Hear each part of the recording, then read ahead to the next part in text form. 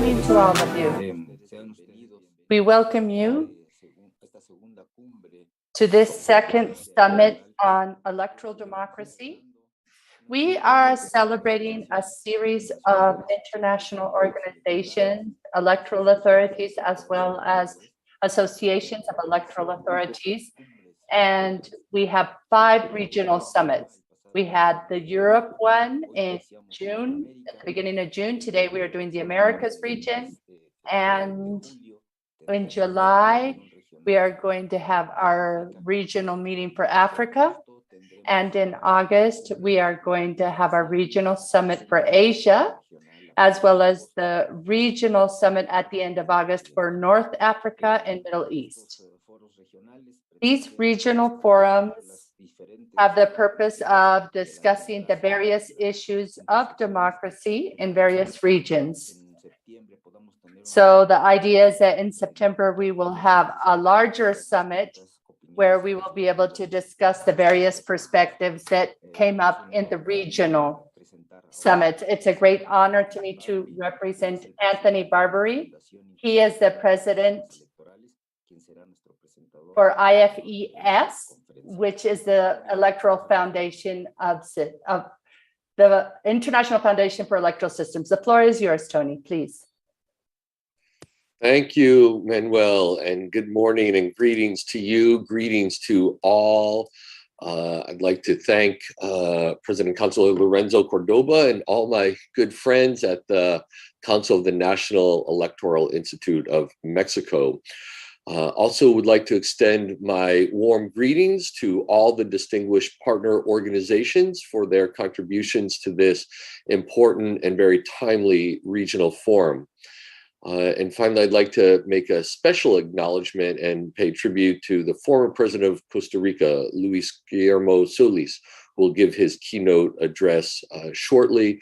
It's a great honor, President Solís, to have you among us. Thank you very much for joining us. The National Electoral Institute of Mexico, INE, as we all know, has consistently shown its commitment to delivering inclusive and transparent elections for one of the world's largest democracies. And they have continued to achieve very important successes in the face of quite serious challenges lately, including last year's midterm federal elections, 2 consecutive popular consultations, and the recent state-level elections in 6 states just this month.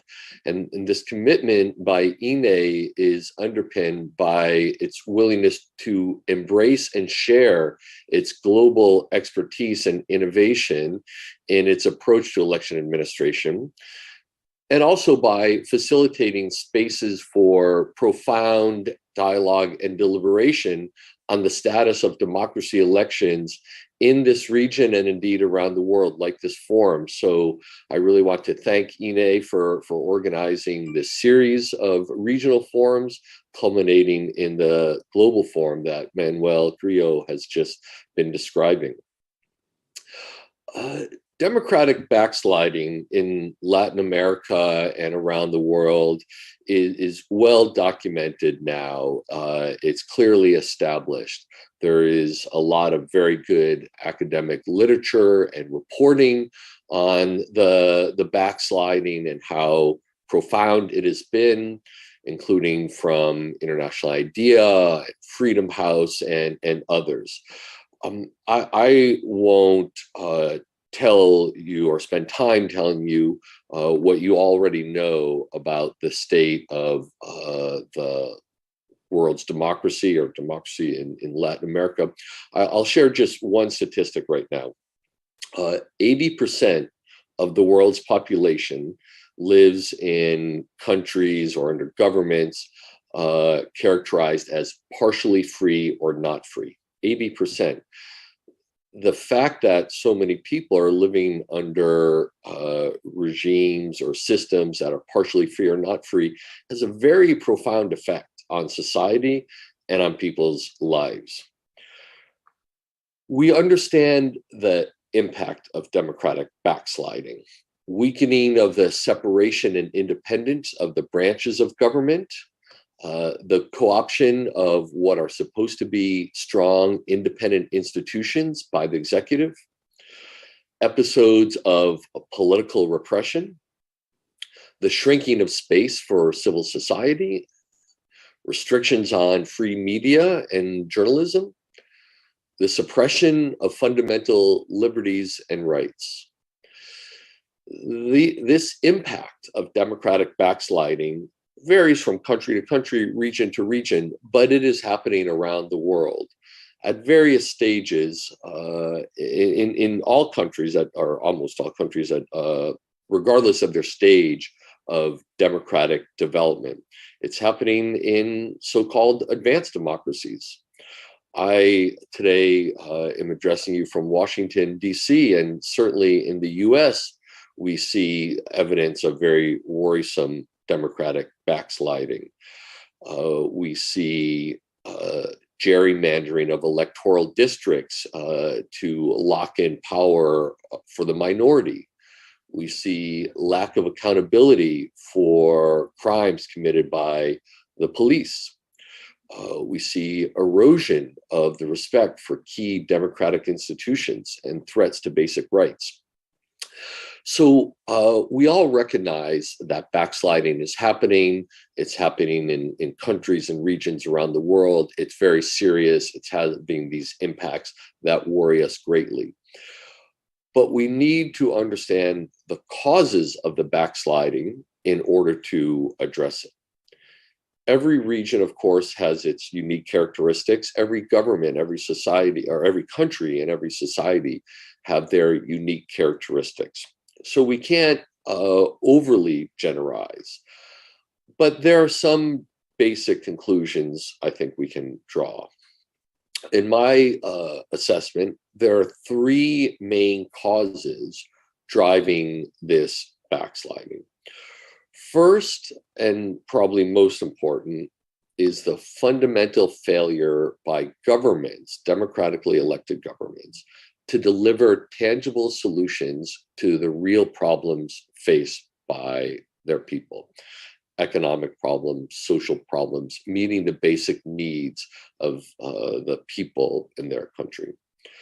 Secondly, the poisoning of the information environment and the growing difficulty of distinguishing between accurate information and misinformation. And then third, efforts by some foreign actors, very deliberate, concerted, strong efforts to weaken democratic systems, to attack and undermine democratic values, and to offer authoritarian alternatives to democracy. I could speak a long time about each one of those causes, but I won't at this time. Those are highlights, but there are there's a lot to consider under each one of those. Together, though, these three trends, these three developments, have led not just to a lack of trust in governments, democratic governments, but to dissatisfaction with democracy itself, and indeed an indifference toward the protection of democracy. And this marks a profound shift in society's views toward democracy. I'd like to share just a couple more statistics. Across Latin America, support to democracy decreased from around 65% in 1997 to 49% in 2020. That's a very big decrease in popular support to democracy. At the same time, satisfaction with democracy in this region dropped from 45% in 2009 to 25% in 2020. And dissatisfaction with democracy grew from 50% to 70% in that same period.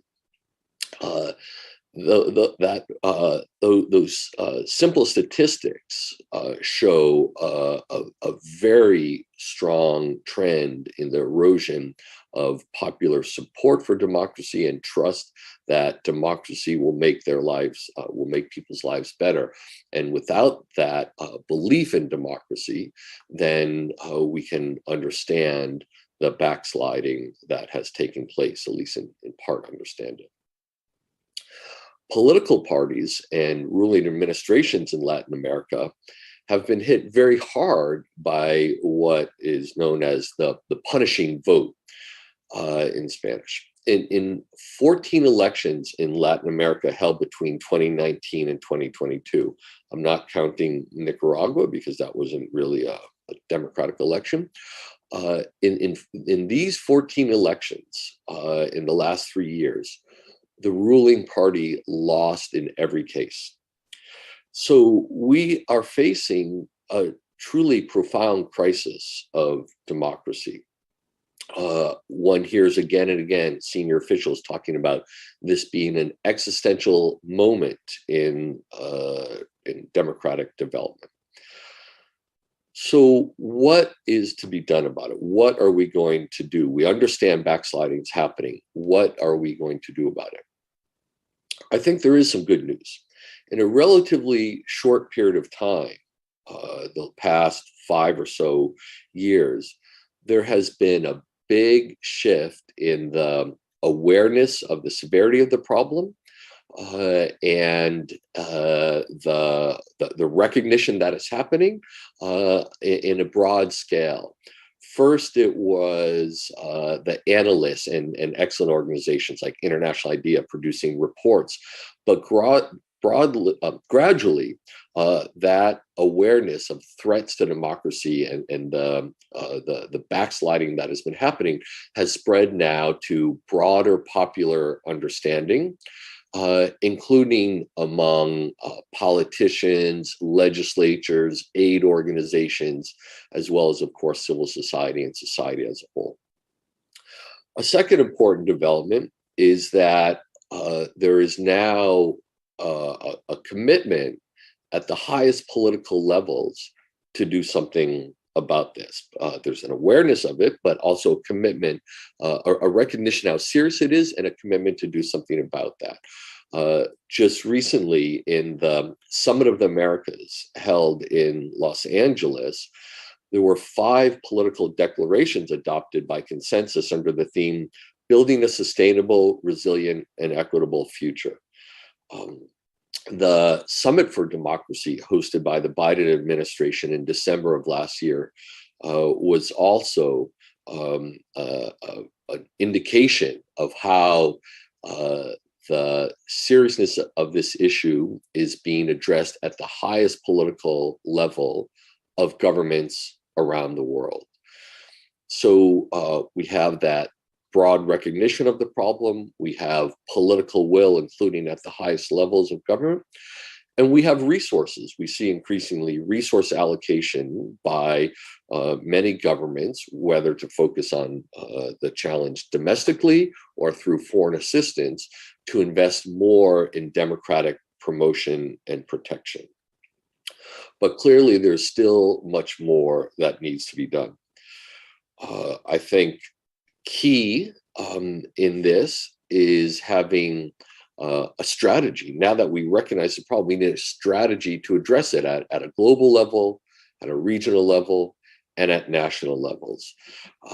And these strategies need to be based on very sound understanding of the causes of the backsliding.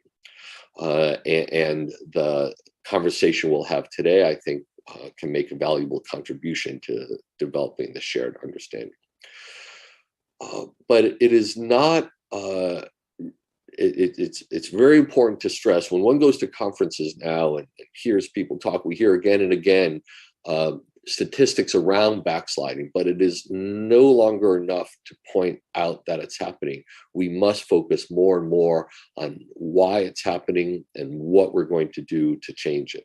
So having these a global strategy, regional strategies, national strategies is very important. The second thing that I believe is extremely important as part of having these strategies is developing new approaches to democratic promotion and protection. New approaches, new tools. And these approaches and tools need to be very context dependent. Is democracy in a given context working in an enabling environment and moving forward? Is it under attack and moving backward? Is there progress in some areas and backsliding in other areas? What are the causes? Is there an element of malign foreign interference? Is it simply a failure of governments to provide for the economic and social well-being of their people? So having that, starting with that deep understanding and then applying tools and a set of approaches tailored to the unique circumstances is, in my view, essential. We have very strong tools for democratic development in enabling environments where there's broad support for democratic development. The work that INE has been doing for a long time, election administration. INE is a world-class expert on this. Those tools are still absolutely essential. We need to complement them, though, with new tools that are effective when democracy is under attack by authoritarians at home, authoritarians abroad. And that will require new partnerships, innovation, creativity, moral courage. It will require governments and civil society, academics, the private sector, to work in new ways together to develop the kinds of tools that will, for instance, reveal where misinformation campaigns are coming from. Are these truly organic campaigns that reflect the voices of local people? Or are these manufactured campaigns funded by corrupt elites of authoritarian leaders run by companies from outside a country? Those are two very different challenges when we have that kind of information or misinformation campaign, and understanding the information environment in an electoral and democracy context is absolutely essential to addressing it and ensuring people in a society have the benefit of accurate information. So I look forward to the discussions today and hearing from the speakers. We are facing profound challenges to democracy, and I congratulate INE again for organizing this forum. It is now my great pleasure to introduce the keynote speaker, Luis Guillermo Solis Rivera, the 47th President of the Republic of Costa Rica. President Solis was raised by a small-scale shoe manufacturer and the founder of the School of Education at the University of Costa Rica. President Solis's story truly embodies the values of the Costa Rican identity: hard work, education, environmental preservation, and respect for peace, pluralism, and sovereignty. Before he was elected president of Costa Rica, President Solis held numerous diplomatic positions, including ambassador for Central American Affairs. His lengthy academic career includes nearly 30 years at the University of Costa Rica, where he held various positions, including a deanship. Professor, diplomat, and politician, President Solis has a wealth of democratic experience, and I know we're all looking forward to his remarks. We are privileged and honored to have you here, sir, and President Solis, thank you very much. I turn it over to you. Muchas gracias, señor Banbury. Muy buenos días. Thank you very much, Mr. Banbury. Good day to all of you. It is a great pleasure and honor for me to be able to participate in this congregation of Democrats in favor of democracy in this summit. I want to say thank you to the organizations who are sponsoring this event, as well as all of you who work so hard on promoting democracy for so many years in all the world. With no doubt in Latin America, we have many of them, but we see this work done throughout the world. And I also want to congratulate you because it's very timely that we are gathered in this summit on electoral democracy, because it had never been so necessary to think and rethink democracy. And never before had it been so difficult to find answers to the claims of our citizens regarding the capacity of democracy of dealing with their demand, and to do it in a timely way, and to do it in an efficient way, in a transparent way, and to do it in such a way that with more democracy, not less, we can meet human development goals that are higher and higher. So before I begin my presentation, I would like to talk about all the people who in Latin America are not in freedom because they have been protecting human rights and the democratic cause. I think it's necessary to remember that even though we are in a hemisphere that has had an opportunity of flourishing in democracy, democracy in Latin America is being attacked by new authoritarianisms. And I think that we have a lot of citizens that are deprived from their freedom because they have been promoting these rights. So I'm going to begin my presentation now with 5 dysfunctionalities of Latin American democracy. And just like Mr. Bambury stated in such an eloquent way, we cannot identify all democracies with the same characteristics, nor can we resolve their issues in the same ways. So what I have tried to do is to talk about 5 dysfunctionalities that have this generalized condition in our region. And of course, we have to understand that each case is different and each case requires a different approach. The first dysfunctionality is that our democracies are not guaranteeing basic services for the population.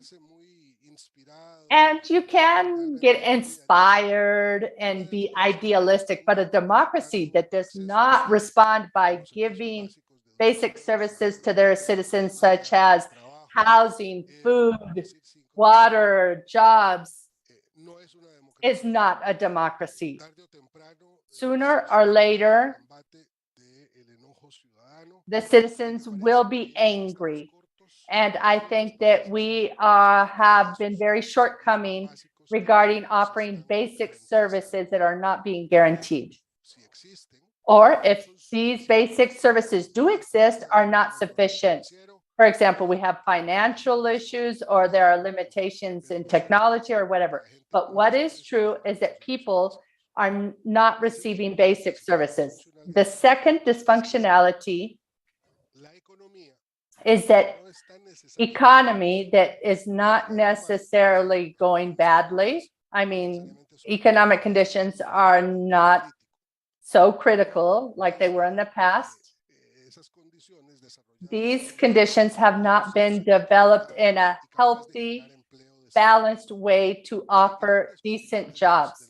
And there are contingencies in our societies, and not just the poor people, but for example, you have women who, I'm going to share a statistic, they are receiving 25% less than men for the same jobs.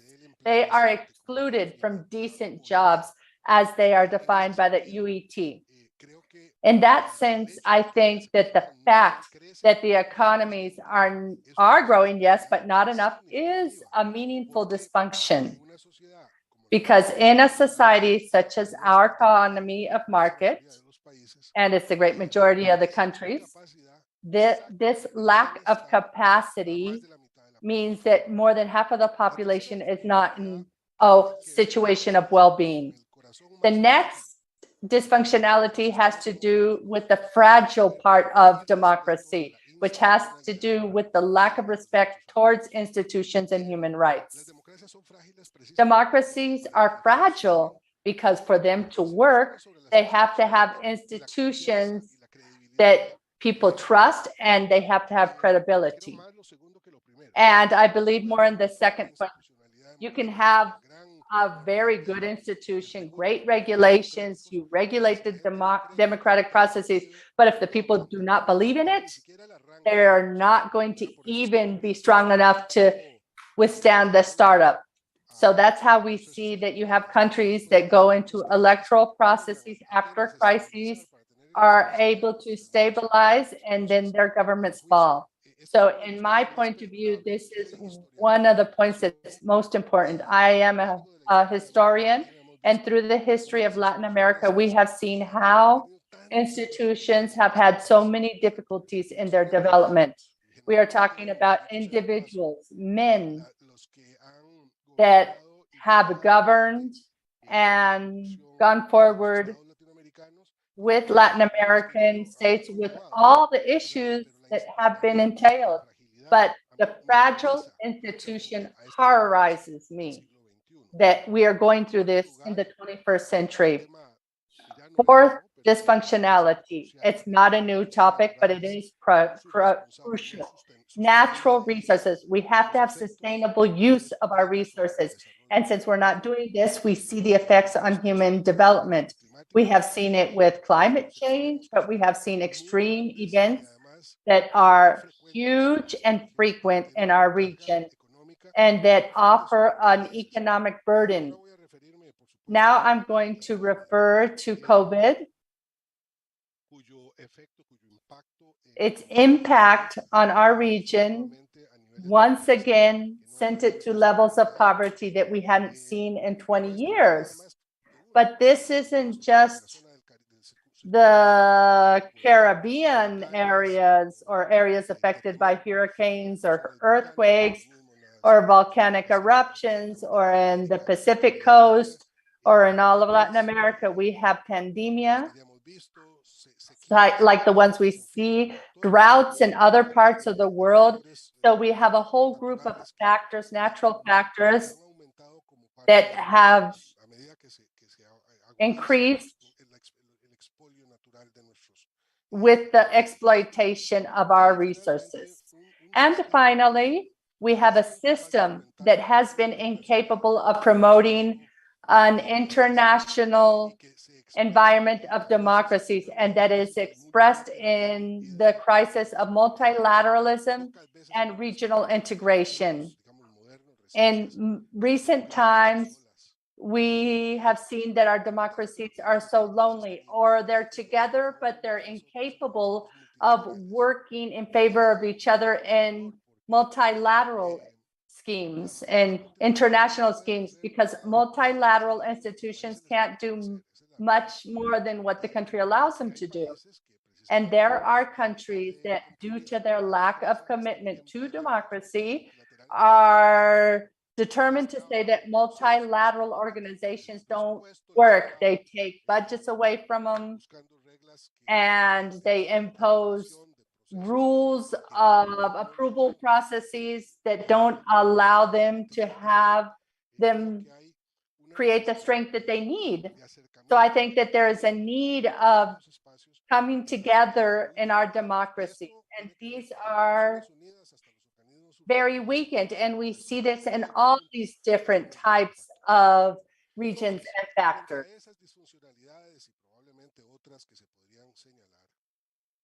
¿Cuáles son las consecuencias que ello tiene? ¿Cuáles son las consecuencias?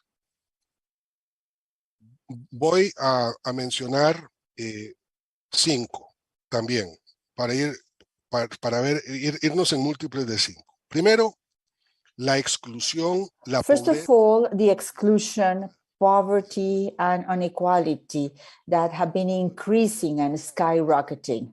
The number of poor people has doubled in 10 years. And in a society, of course, for the democrats to work doesn't have to be rich or wealthy, but with these exploitation levels and especially this inequality, I mean, when the population buckets are so separated and of course, public health and public education are not reaching most of the citizens, this, of course, is going to paralyze democracy. And it seems to me that is very, very severe. The second thing is unemployment, and that people are not into the tax system. They have a very bad the informality that we are facing in tax or tax-wise. To differentiate that job or employment to what we can call trash employment or jobs, and which is that the jobs in a huge proportion is allowing to survive to the population, only to survive. So unemployment to me is very, very important. I would like to tell you that within all these remarks, one has to do with migration, of course. We have a hemisphere where people is taken out of their countries, and this has many other situations that are going to hinder. And another thing is the attack to discrimination and the judiciary branches specifically. This has opened a door that we have called judicialization of politics. In English, and this is lawfare. This is to use legality for the parties' purposes. And this has been devastating for many countries, because I am questioning the whole institutionality of the state, because democracy is going to lose quality, is going to lose trust in the citizens. People feel devastated and disencouraged about all this information, many times due to political goals. Of course, the environmental agenda is quite abandoned and set aside with the very few interest to be centralized as it should be in this development. And the last consequence, the fifth, is the increase of authoritarian models that that have a skin of efficiency or virtuous by using mechanisms of democracy in order to have access to power. And once they are in power, they are going to continue forever, and they are going to dismiss the possibility of development and natural exchange that we should expect to have as part of the political typical exercise. And this is opening a door, which is a very, very delicate topic of safety, or should I say unsafety. And this is invoked to justify or to substantiate any kind of excess. So I would like to tell you about some impacts that are arising from this, and I think that they should be mentioned. The first one that I would like to reiterate is the usage of the electoral mechanisms to hinder or to empower authoritarianism. We always have the reference of Hitler and the Hitler in the Germany of the 30s. And unfortunately, we see that it is being generalized in all the powers to get to the democracy systems in order then, when they are in power, they can turn it in an authoritarian government. But this has to do with the polarization that has created some issues and difficulties to exert two main issues in democracy, which is on the one hand, the dialogue, and on the other hand, consultation. And let me tell you that I do not believe in that the most important characteristic of the democratic brand is consensus. No, consensus has to be well managed. I mean, driven by institutions and channeled by the same institutions in such a way that the difference that we have in a society could be solved efficiently. But for this to happen, we need to talk. We have to talk to each other. We have to concentrate and we have to build agreements. And the polarization that these authoritarian governments are creating is dividing this. So this is leading to the creation of high levels of distrust, which is a general sentiment or feeling on this distrust that may be present in a society, and we don't know if it's going to rain or not during the source period. I mean, this is a feeling of a general distrust, which creates or leads unavoidably to the citizens to be mad or anger in the citizens, and we are willing to fight everyone with everyone, I mean each other. So democracy, I mean, we may have a critical citizenship or which is empowered against abuse of the political system, and it ends up producing a violence burst, as we have seen in these late years in the whole region. Mistrust or distrust that is going to lead to violence, to the citizens' anger. And this is not only the anger that we can call as something positive, but this need of making everybody disappear. That's the way the cry of many countries have been formulated, and they are just setting aside all the system, not only the parts that are not working. And of course, this leads to fear that it's going to paralyze everything. And this anger is going to be fed by the public and private conduction, together with something that Mr. Bambri mentioned, which are social media that are lying, and the factors that are based or graded that the democratic systems are not fair. And I won't say that these are inventions of conspirations of ones against others. I don't see this, but I think that they are national stakeholders specifically that in certain cultures are wishing to provoke some radicalization between or among the citizens in order to hinder the democracy to work. So along these lines, I would like to briefly refer to the centralization of the electoral processes. And I think that this is a centralization that it's not only in the formal way, but it has to do with the political essence of the democratic regimes, because it has to do with the legitimacy of the basis of the foundation, because this is not the solution for all the political issues. They don't have the capability to solve most of the structural issues that I've just mentioned. They might be very, very good elections and a very incapable government to lead all the economic development, but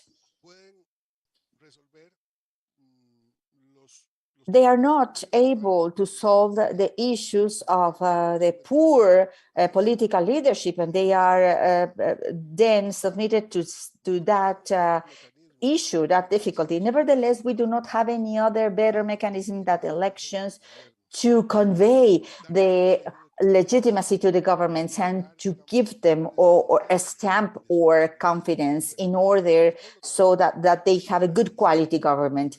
Hence, we have to guarantee that elections convey this legitimacy and they are carried out under the most scrupulous rules to show respect to citizen rights. We have to do whatever is necessary so to improve elections. And of course, electoral processes also, we need to improve them. All those processes that are done before the elections, as well as they are post-elections necessary to make them strong. And there are some decisive factors here, and you are experts, electoral experts, and you know better than me, and I'm only going to mention them so that you have on the record that they are very important. And I have been working with the OAS for 2 specific periods, and it is an excellent organization to drive the good problem solving. And Gerardo Icaza is with us this morning. So you need to learn the specialty that the authorities, the electoral authorities need to have, the electoral list, which needs to have reliable methods, the wide participation of political parties, taking care of these polling stations, international and local observation. This is huge in order to have a window of the elections usage from which the observators can have a look of them to ensure the material, the electoral material, the transparency and the quickness in the process. We have to take care of the cybersecurity attacks that have become a huge threat, and external attacks. I mean, to recover and to say one and another time that the electoral process is very important. And this is a discussion that we have been having for a long time, but I would like to put it on the table. It is not, it has a formality and a legality which is very specific with the participation. These are not different things, they are not opposing. So, and they need a huge participation in the organization and debate of topics, in the construction of the national agendas and consensuses, in how to use the mechanisms that effectively are going to provide them with legality. And I would like to end by telling you another 5 things, if you allow me. First of all, I would like to reiterate that elections are unsubstitutable, but not any kind of elections. They shouldn't be centered in the electoral action or the way that they will choose to carry them out, but in the process itself. I mean, elections as a part of a longer process, the electoral process, where one huge and paramount element that we have lost, so please understand this as in a progressive manner, the weight of civic education. I mean, to teach from schools to our children the importance of election as a part of progress that the citizens need to take in order to have a better quality and to improve quality of life of the communities. And not only in the international arena, but also in the local arenas. In the second place, to make responsible all the national states on the quality of the electoral processes in your country. I'm not discarding in any way, and I have mentioned this lots of times, and I welcome all the international observers and the international organizations like the ones that are endorsing this world process that we are participating in, but the responsibility regarding or economic wise and the possibility so that the electoral processes have a good quality is the state that is promoting the elections. And I think that we must reflect on this issue. The respective state has to assume their responsibility. Essentially, they are the ones that have to do it. Of course, there might be conditions where they need international coaching before of economic issues or technical issues. For example, in Central America, we understand very good after the peace processes in the 80s, where if they shouldn't have had this coaching and the construction done by the international organizations. They couldn't have had these processes, but of course the responsibility is going to lie on the state itself. And I would like to remind you that democracy is not forever. And I think that we now are paying for this. We cannot set it as take it for granted, and we will see this deterioration because of what I have just explained to you, the structural conditions, and that because politically institutionality is being submitted to very severe eroding process. Thus, we need to have a very specific approach to take care of it, because I think that Latin America policies need to assume a very important role along these lines. In the fourth place, I feel that we need to defend or advocate for democracy.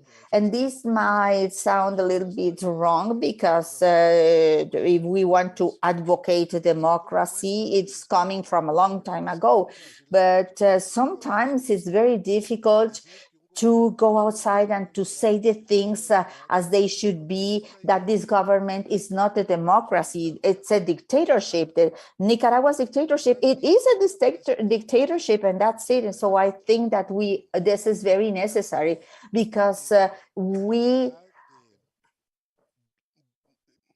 are not giving it the capacity. I mean, words count, definitions are important. And when there are some violation to human rights, when there is an evident persecution against the people that are participating in an electoral process, when there is a violation of basic rights, some terrorism actions in the state, the less humanity crimes, and if we do not advocate for the organizations and for the people that are going through these issues, it's complicated.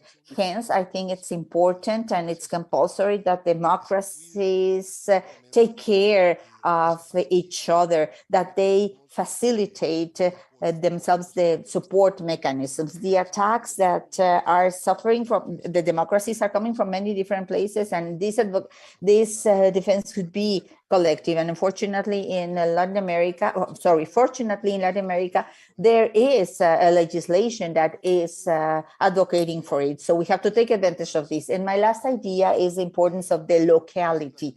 I mean, many times we see elections at the national area in the most wide, and we forget that these elections have the very important local reference.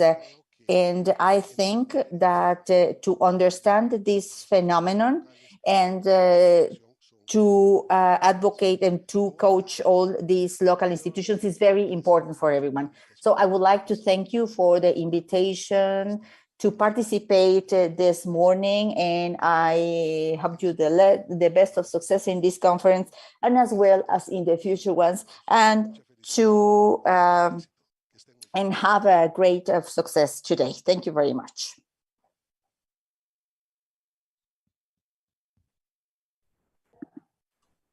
Thank you, President Solis, sir. Thank you very much. I found your remarks so interesting and substantive. I spend a lot of time trying to think about these issues and the challenges to democracy, but you certainly gave me, and I'm sure all those listening in, some new perspectives and some additional issues to think about. I know we could spend all day reflecting on what you've just shared with us and diving deeper into each of those 5 areas you set out for us. I wish we had that time to do it, and I'm sure those who have listened to you would like the opportunity to explore, but we don't have much time. I'd like to just recap a couple of the issues that really stuck out to me from your remarks. First, the five dysfunctions. I thought that was a very good way to look at it. And as I said in my opening remarks, the starting point to make progress is from a deep and sound understanding of what is happening, where are the challenges. We cannot find solutions without first analyzing and understanding the challenges. And your description of those five dysfunctions, I think, gives us a very clear roadmap to understanding what the challenges and weaknesses are.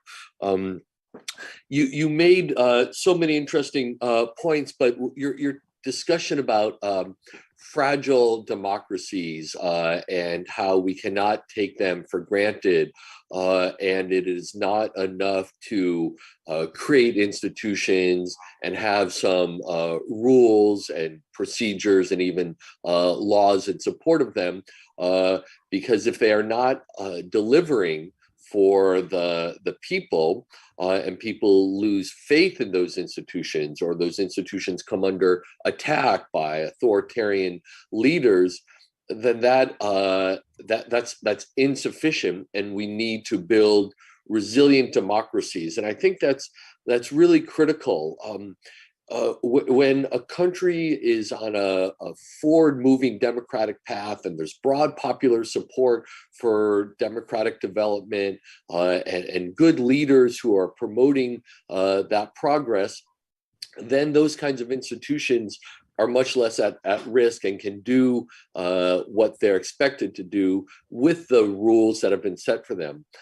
But when those institutions are under attack, when there's the kind of dissatisfaction among the population you talk to, then it's not enough. And those institutions need to be supported and strengthened and resilient. So building resilient institutions, I think, is really essential.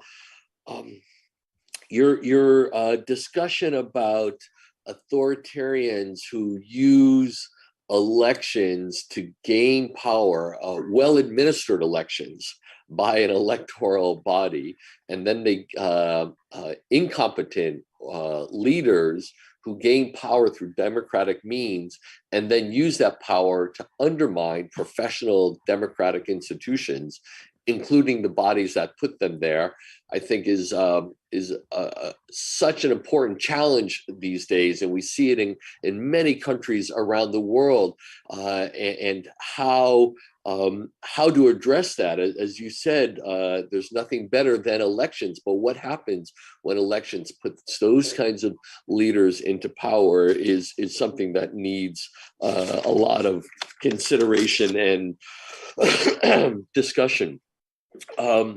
Your talk about how authoritarian leaders are creating distrust among the population, which then leads to anger, and then sometimes that leads to violence and fear, and the impact on society. And the fear that gets exploited by authoritarian leaders, I think, likewise needs a lot of thought, and it's wonderful that you raised it.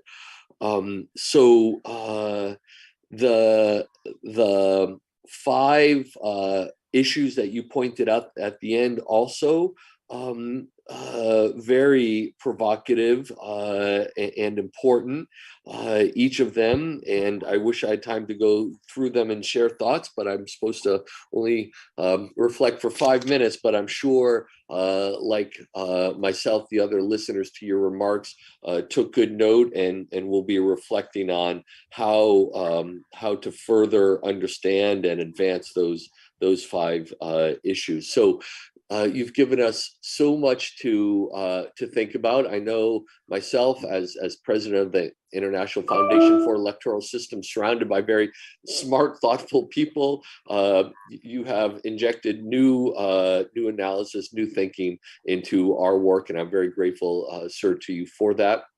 And I think I will now simply once again express appreciation and admiration for you, President Solis, and turn it back now to Manuel Carrillo and Ine for the continuation of the session. So thank you, President Solis.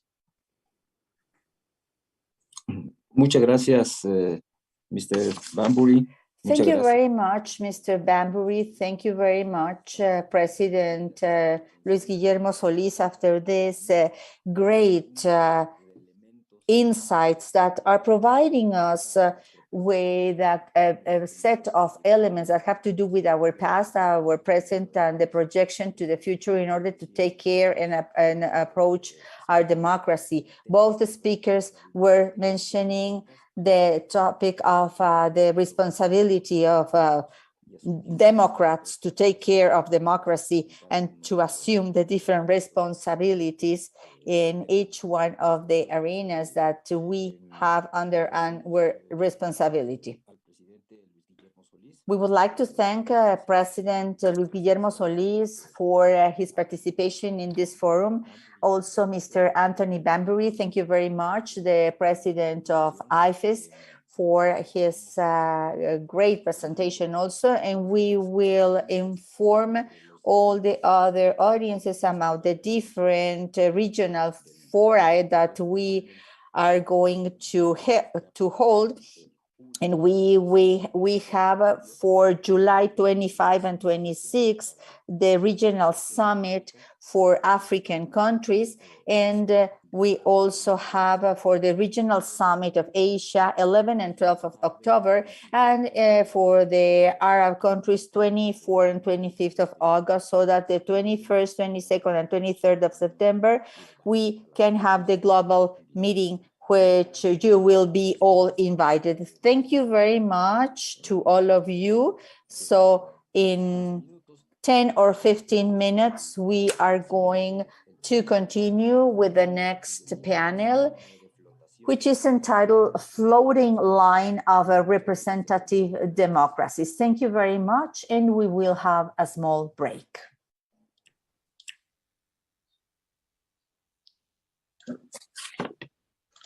Gracias, ya estamos fuera del aire.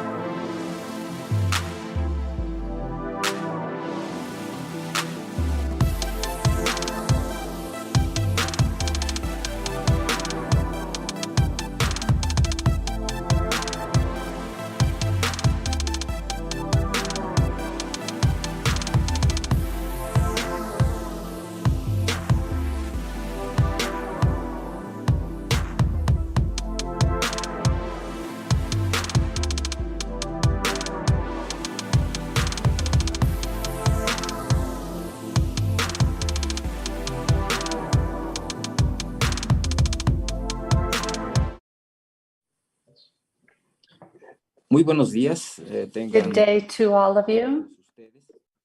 Este es martes 28 de It's junio. Tuesday, Inicio March del 20, octubre June 29th, and we are in la región de América. the Summit for Electoral Democracy for the Americas region. We already had our first keynote lecture, and now we are going to begin with our first panel that is going to be moderated by President Justice of the Supreme Electoral Court of Costa Rica, Hugo Picado. The floor is yours. Thank you very much. Good day, dear Manuel Carrillo, dear friends. It's a great honor for myself to participate in this event that is so important. And I want to begin by saying thank you to the organizers for giving me this honor. Today, we have a panel made up by 3 people who are experts in the subject matter to talk about the bottom line of representative democracies. The relationship between democracy and representation has not been peaceful. In the 19th century, these were different concepts, separate concepts, and through the evolution of democracy since the 19th century and 20th century has included this factor of representative democracies based on the 3 historical traditions that nurture democracy: democracy itself, the Republican tradition, and the liberal tradition. But since the decade of the 80s of the previous century, we began with monographies, studies, empirical data that were betting on the backsliding of the concept of representation or the representative notion in democracies. In the 21st century, there is a further deterioration, which is also verifiable in the indexes of the measurement of democracy and quality of democracy that we have available. In the case of the Latin American region, it's of even more concern to see the deterioration of the quality of democracy in the last decade or 2 decades.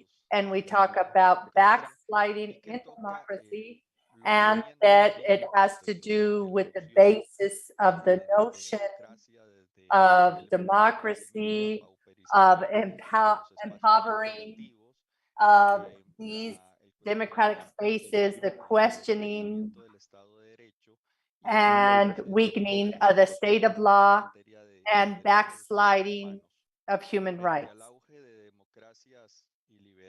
If we talk about new authoritarianisms, populism, and the context of post-truth in an environment in which social media becomes a highway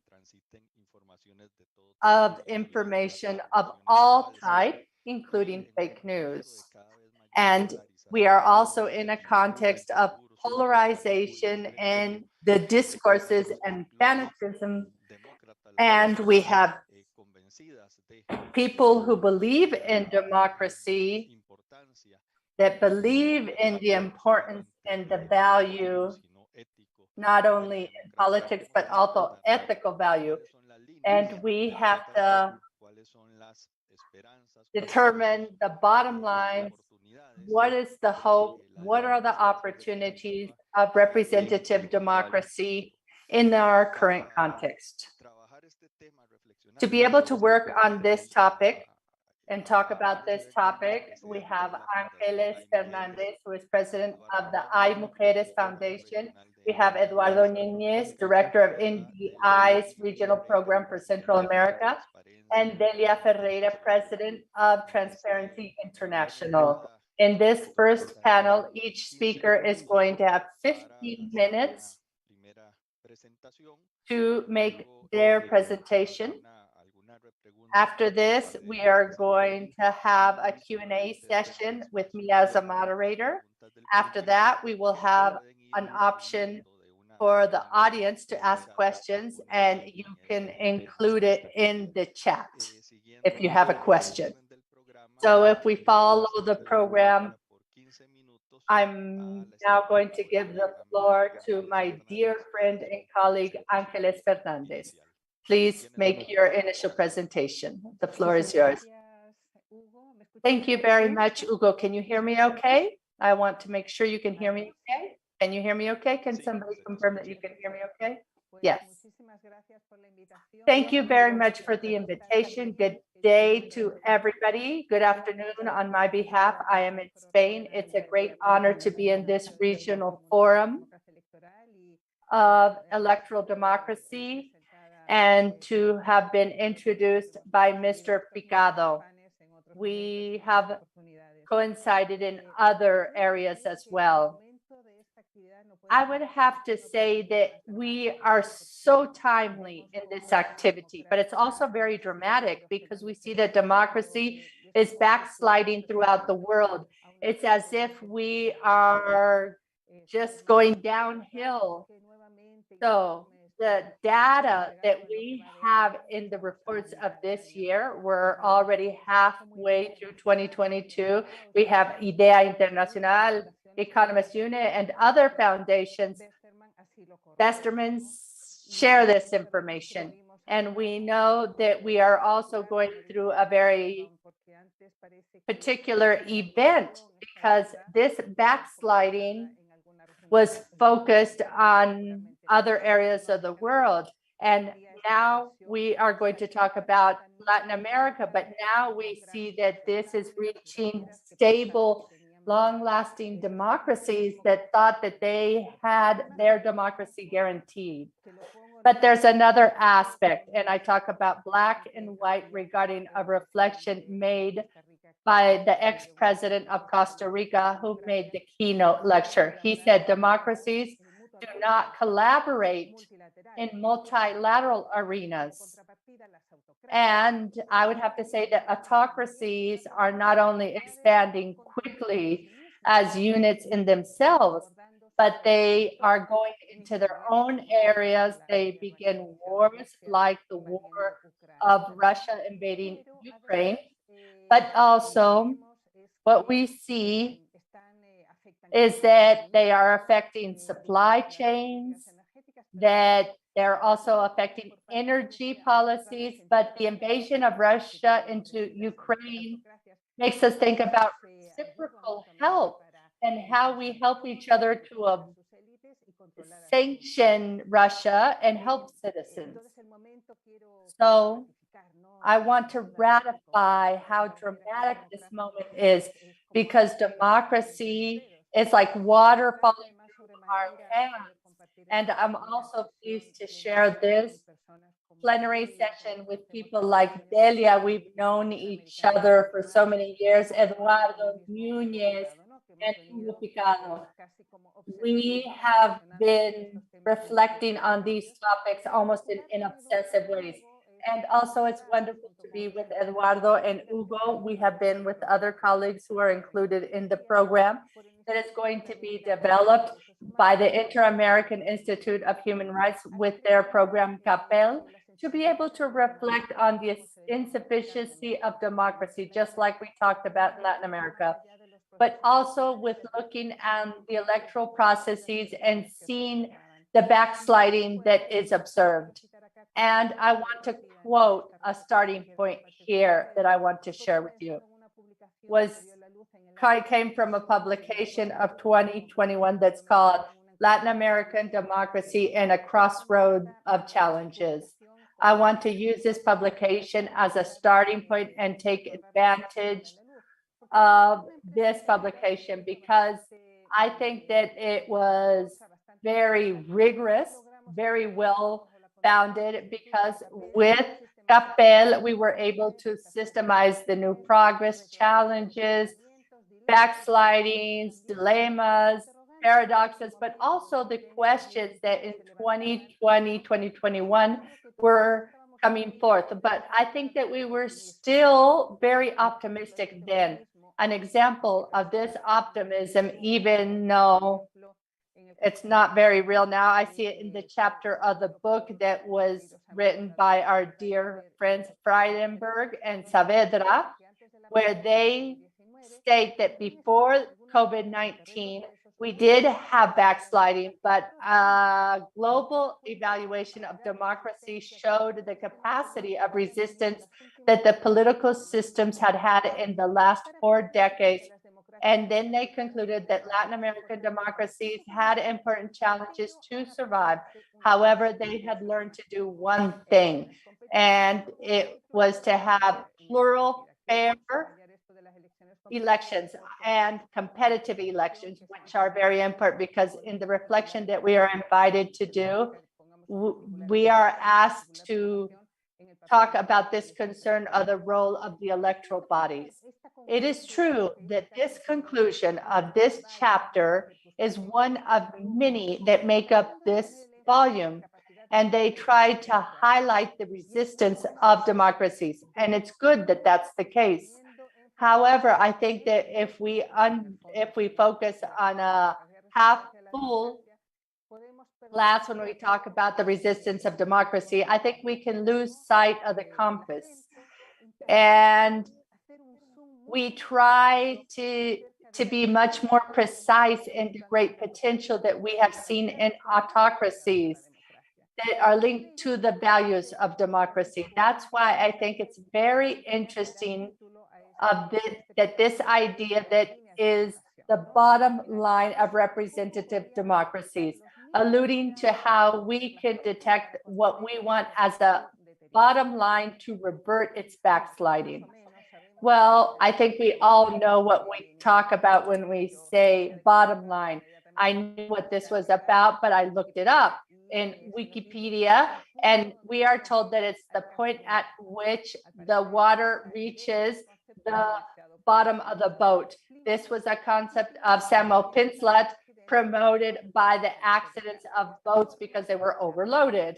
And that's why the bottom line was introduced to have safe levels of loading of the boats to avoid accidents. So I think if we talk about the bottom line, and we are invited to think about this, has Eucharistic potential to be able to talk about the minimum desirables for democracy to go forward. But I think that we can also be much more surgical in the detection that the autocracies begin to undermine the system. I think it always begins with attacking the rules that are fundamental, that establish who is authorized to make collective decisions and following what process. Generally speaking, before they are attacked, the leaders, before they are completely democratic, because many of them do not show their cards fully, but they talk about the limitations of democracy and its procedure. In the 60s, we talked about the bourgeois democracy because they wanted to go towards some types of democracy. And I want to put on the table the example of the country that I lived in 32 years. I am Spanish, Venezuelan, and Chilean. And if I talk about Chile, we all know that in Chile, we could be going to their program in real time because we have access to the information. And to be able to start up, we have standards of democracy that are very profound, like an assembly of constituents, and the first assembly in the world that had political parties, that makes it the most innovative one, with 2 plebiscites, one incoming and one outgoing, to make the process legitimate. And also through the discussion of the new constitutional text to have popular initiatives of norms as mechanisms of participation. However, if we talk about the shapes of its contents that have been presented previously, we have begun with voices from Chile of alert because yes, this text has valuable elements that talks about the changes of the society of Chile, like for example, the need of a social state of law, to not have presidentialism, to have political party laws, to have representation of indigenous groups, and to go forward in a decentralization. There is also an alert because it has elements that represent risk for representative democracies. For example, the idea of creating a justice system and a national justice system that has characteristics that threats the independence of the judiciary. Other strange aspects that are of concern is the fact that in the constitutional text that is going to be part of the plebiscite of Chile are similar to the political parties with other types of organizations, such as social movements. Other aspects that are of surprise is that we are going to have a new chamber, and they talk about that it can be seen as an effective way of the circumstances that come from the elections of president and House of Representatives. In summary, in Chile, there is a fear that this text that's going to be a plebiscite does not have the shakes and balances, and that it avoids aspects that are going to fragment us politically speaking, and it will create institutional instability. In Chile, we see that it's in real time it's happening. It's in times in which we have more and more elements to avoid the mistakes in the past. We want to make sure that we avoid democratic backsliding. And in this perspective, I think that these aspects that I have mentioned, the absence of checks and balances and counterweights and powers, and the risk of lack of independence of the judiciary can be seen like a bottom line in the sense that we are requested in this panel. But maybe we should think that the bottom line is something fixed, clearly determined, something that's unchangeable, when we know that if it were that way, it would be much easier, because we know democracy is multidimensional, it's changing constantly, and we have to understand it systemically. So be able to talk about a bottom line. I read a very interesting text of a colleague that we all know about, Professor Javier Corrales, and a recent article in his platform says that it's a challenge that in the first stages, the voters say that the backsliding is taking place. And the reason of this confusion is that the backsliding, like aging, occurs gradually and it's not done abruptly. So what Chile is experiencing is an experience for all of us so that we can detect alerts in a timely way in our democratic elections. Corrales also states that the autocrats don't want to abolish all institutions at a time. What they do is that they eliminate and distort them little by little in an undercovered way. And obviously they talk about advantages. For example, they promise to fight against crime. They talk about having further social benefits, giving rights to groups that are isolated, like in Bolivia, or the case of Viktor Orban in Hungary. And also taking advantage of this aspect of how we use promises that include important values associated to democracy, as well as other contexts where they are using gender equality on behalf of autocrats with precisely this same purpose. And I want to associate it to the bottom line, taking advantage of this situation that we have. And when we talk about the capacity of leadership of women, autocrats also adopt policies of women equality, like in Parsettenbern, and they coined the term of pink washing to focus on autocracy, and they talk about gender equality because they divert the attention from violations of democracy and violations of human rights. Pink washing talks about gender equality, but with an underlying agenda, and they divert the attention from what is truly happening.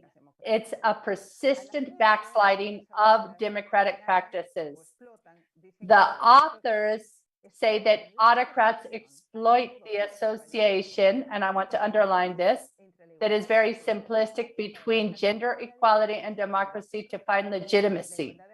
And gender equality, according to the authors, is used to design legitimacy policies. And they say that the awareness of this phenomenon that they are denouncing is that the academia has to be will not accept the inclusion of women as a substitute of loyal competition. I want to say that I thought it was very interesting to see this phenomenon. By intuition, I knew that this was the case, but I didn't know how to name it. I didn't know what they were doing in Nicaragua. Systematically, you would see the ranking of the 10 countries that had the lowest rate of gender equality. And I'm like, this can't be the case. So we have to pay attention to these types of statistics that use dimensions like political empowerment of women. Angeles, I apologize, but you are out of time. Can you please close up your ideas? Okay, so I want to conclude by also saying that I want to link it to the topic of the electoral bodies, because we all know that the aspect of manipulation, and these are the learned lessons, like the people stated before me, they are a strategic element to continue to be legitimate. So it's so important to reinforce the strengthening that the electoral bodies can receive.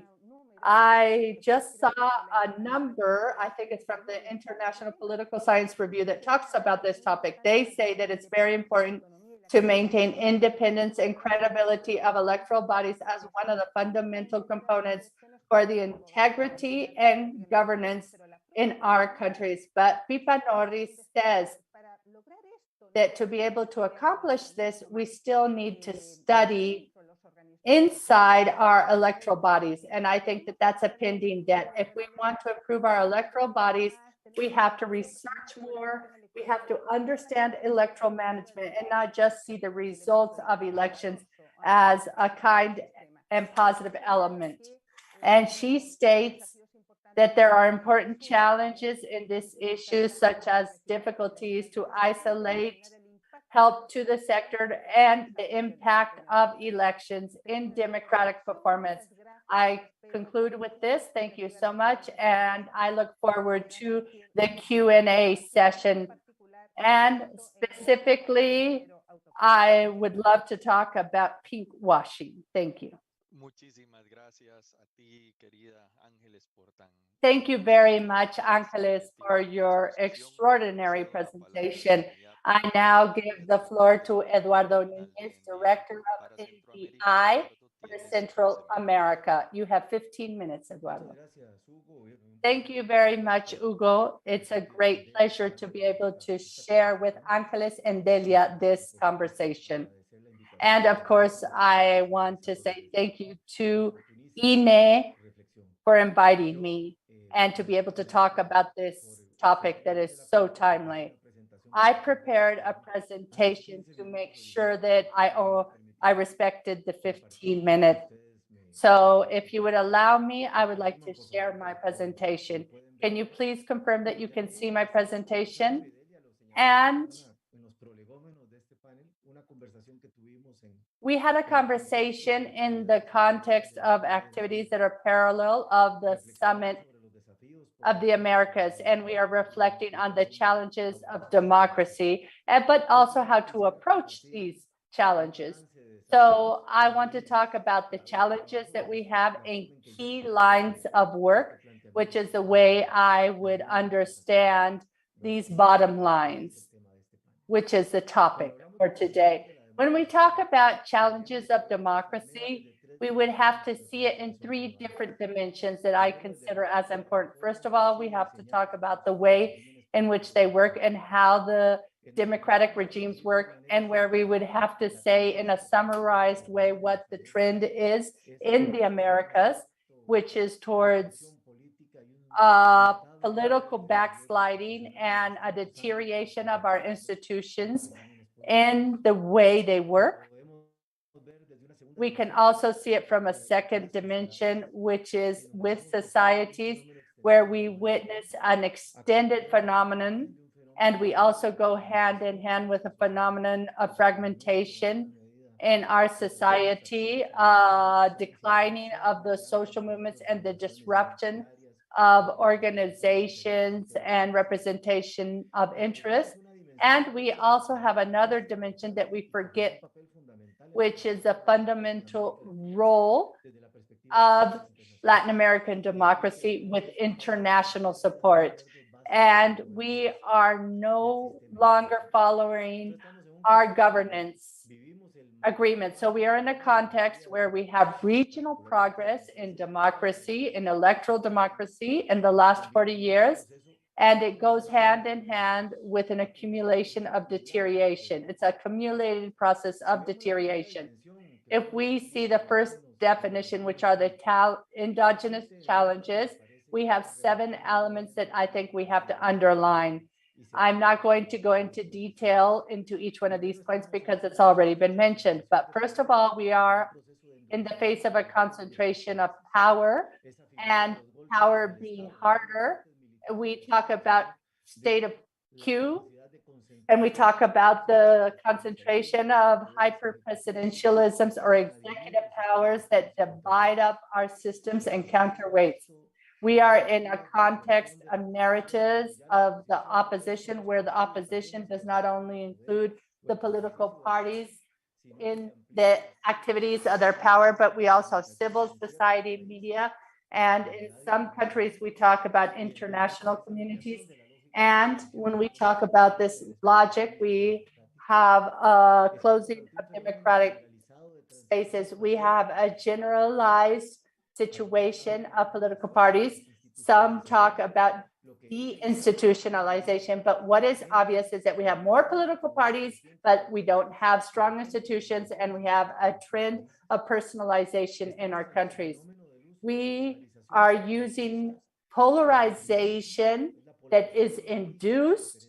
It's not coming from political ideologies. It's coming from the use of narratives of exclusion as a political strategy. We are in the face of remilitarization that does not only put armies in the core of our functioning, but it gives them further powers where they shouldn't be working.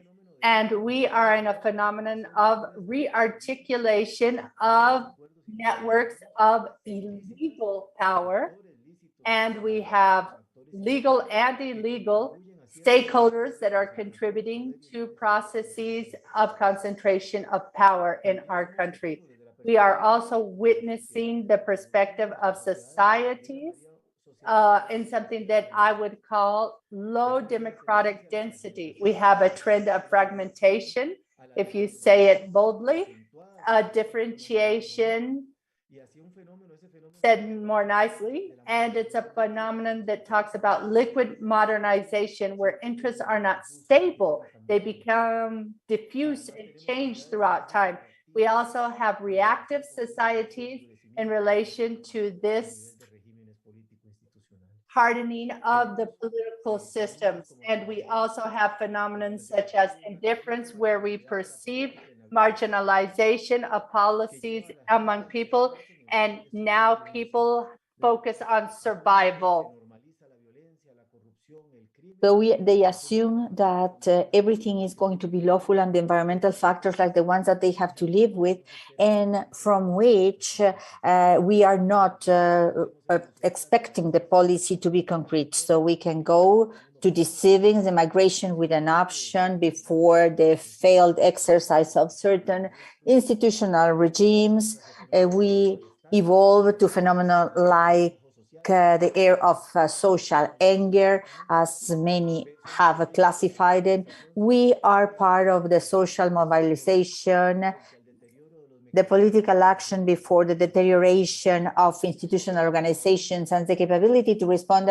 As a paradox, this mobilization is not being transformed in alternative projects, but they are reactive against the traditional ways of movement, and they are reluctant to leadership and the agenda and the construction of agenda that are going to bring change.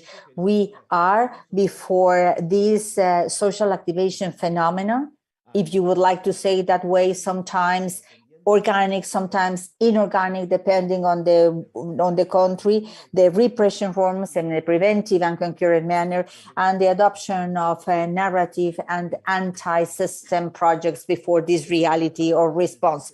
In the third dimension, which is the international system and what I call its drift, we are before a crisis of international instruments, the laws of basic agreements around democracy and human rights, certain lack of power of the inter-American system and international system to prevent this democratic crisis, an evident deterioration of global and regional governance, reappearance of the war phenomenon and the economic and political effects, the case that Angeles was mentioning regarding the invasion from Russia to Ukraine, and the sub-regional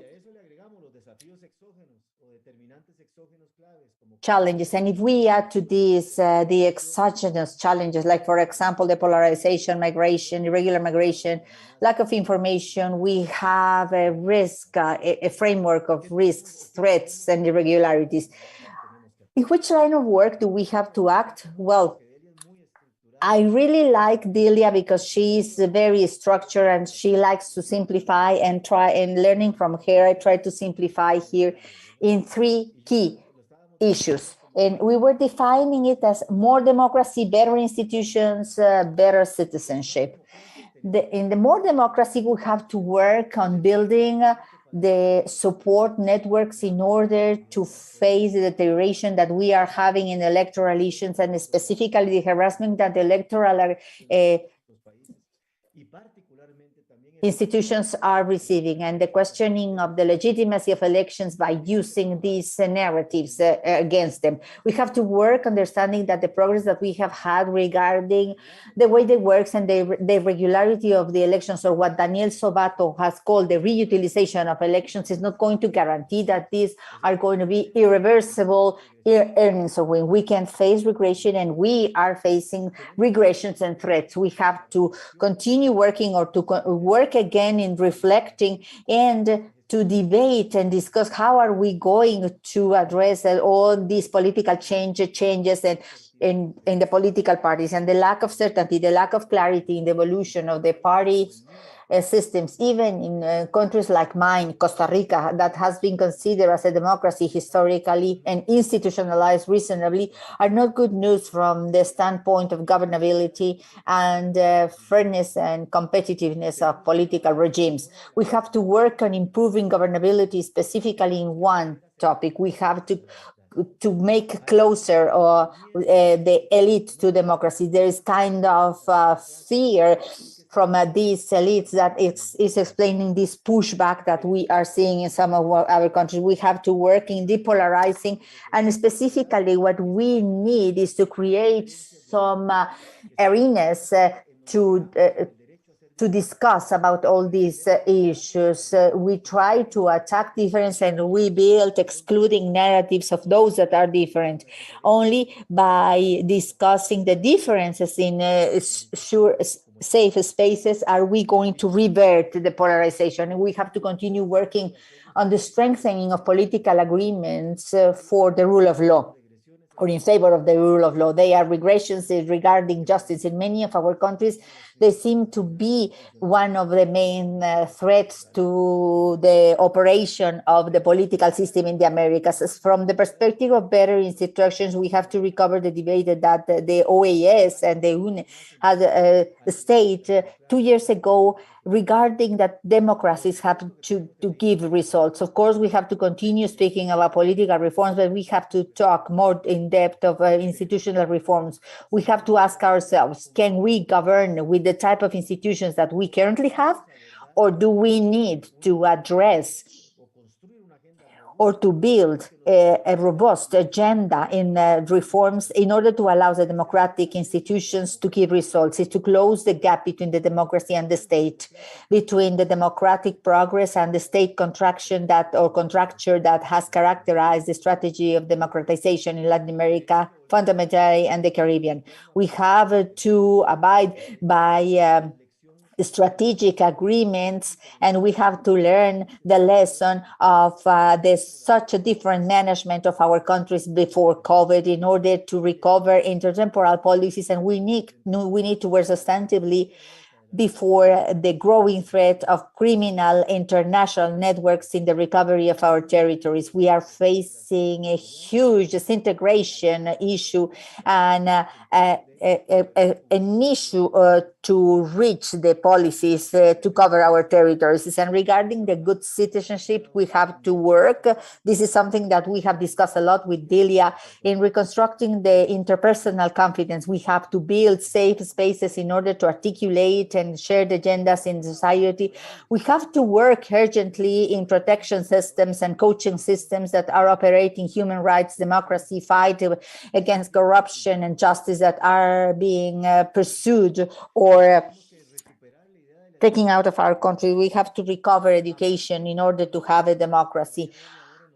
Starting from not the issues that Delia was mentioning from the civic education, traditional civic education, but building spaces to share democratically our thoughts. We are not going to accept the difference if we are not living with the difference. And that's the essence of democracy. We have to continue working or reinforce the work of including all the excluded and vulnerable people.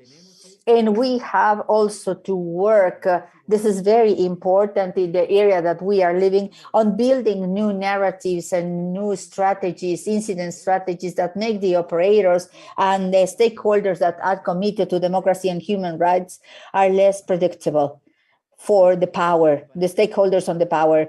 And to do this, we require some urgency.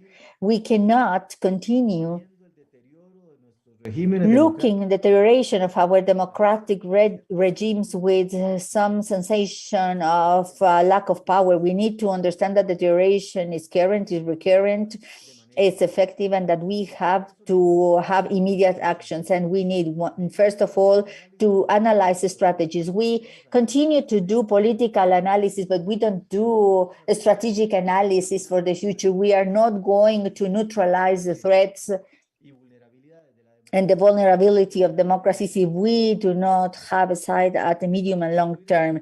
We need to build shared strategies. And there is, and I'm going to reinforce the fact that we have to get the elite closer to democracy. That's why we need reforming coalitions, and we need to strategically communicate why is it important to reform democracy in the democracy. That's why we need to focus on early victories. That's why we have to contain. I mean, this containment of the deterioration is very important in order to recover then the agenda to strengthen democracy. And to be able to do it, we need to do it from the local, from the national arena, but mainly and fundamentally, and I'm going to close with this message, from the regional standpoint. We need to recover the regional, the hemispheric space as a space of area that it's going to provide new oxygen to the series of issues that we are living in our countries. Thank you very much. And I am expecting for the other points of view, other reactions of yours, and the questions that you might have in the future. Thank you very much. Thank you very much, my dear Eduardo, for your brilliant talk.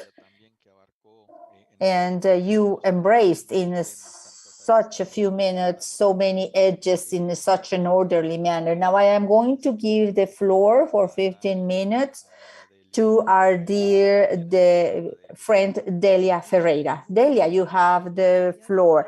Thank you very much, Hugo. Thank you very much for the invitation, and it's a pleasure to share this panel with Angeles and Eduardo. We are all very young, but we have been for a long time repeating and making reflections on these issues, and how the last thing that Eduardo was mentioning, this is an urgent topic. I think that we are acting late, but this is urgent.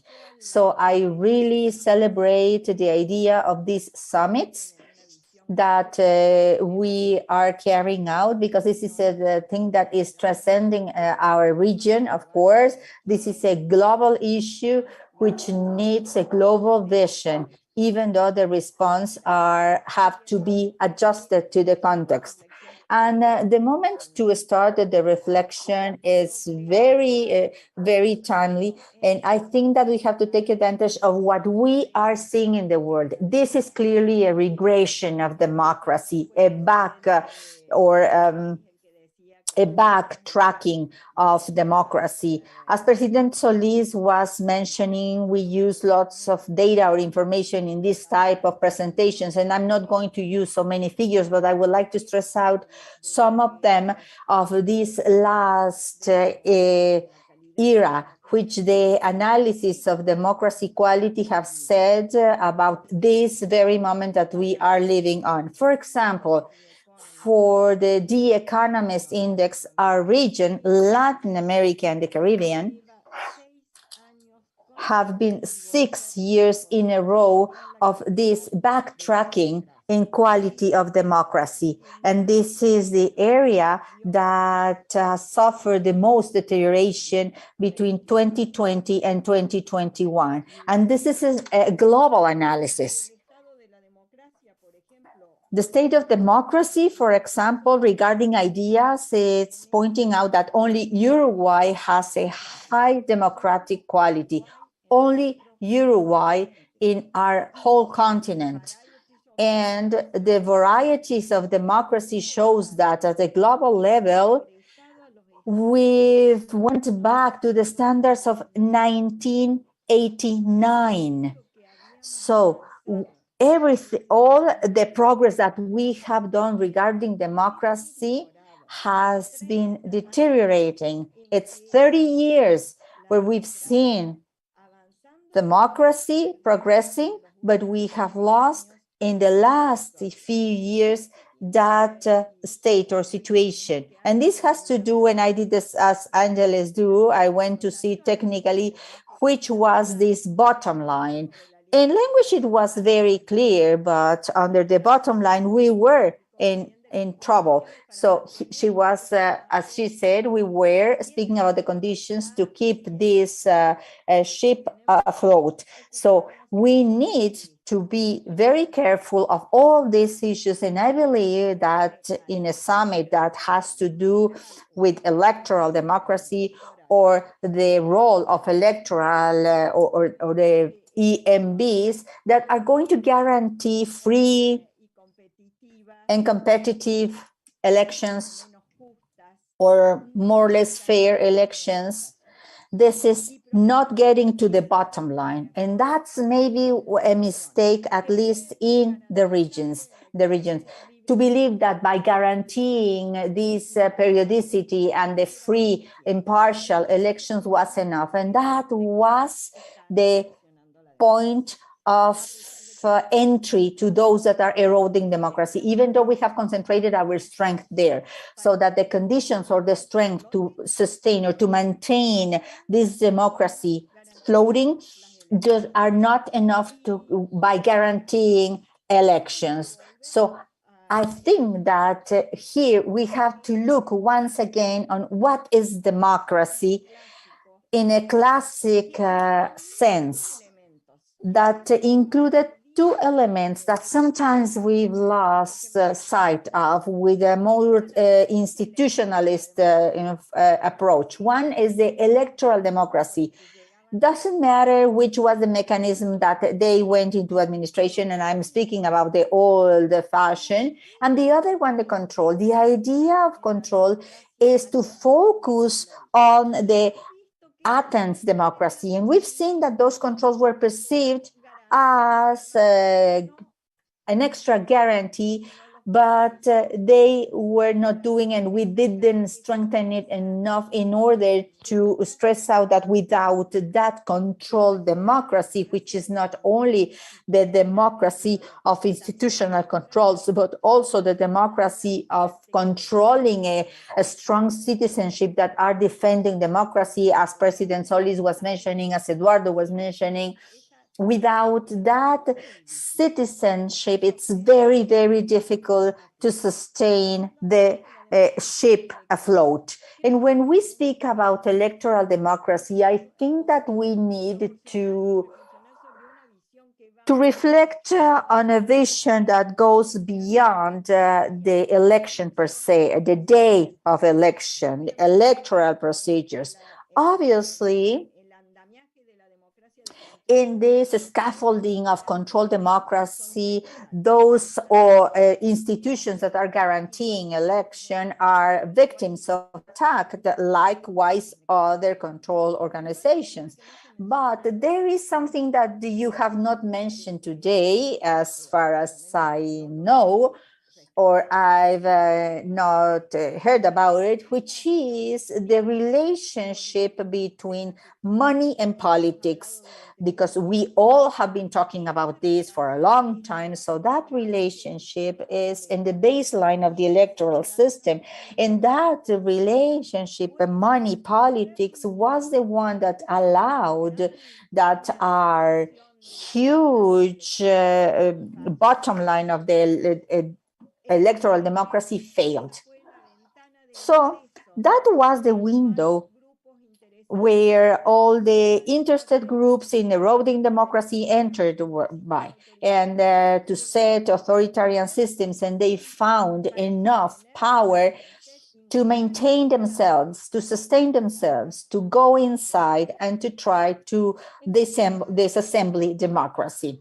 Now, regarding the general control scheme, besides these institutions that are guaranteeing the electoral democracy, and they are being attacked in their independence and their competencies, etc., we have another institution or agency that are being an object of direct attack, which is the judiciary power, the Ministerios Públicos, the financial control organizations of the state. COVID showed that emergency was used as the excuse to concentrate power and to progress in, or the progress of these sectors, and of course, the generation of a space or an arena for another issue that was mentioned this morning, which is corruption, that has a lot to do with the democratic backsliding. And this ends in the capture of the state, which is one of the most important issues, not only in our region, but globally speaking. Another aspect that we need to take into consideration is linked to this perspective is a relationship of democracy with the essential rights and freedom. And we observe how all the interested stakeholders in concentrating power and to capture the state are systematically attacking first the journalists, then the media, and more recently, we have some background in Russia and Eastern Europe, but now we are having it in our region. Now the attack is specifically for the civic space, the freedom of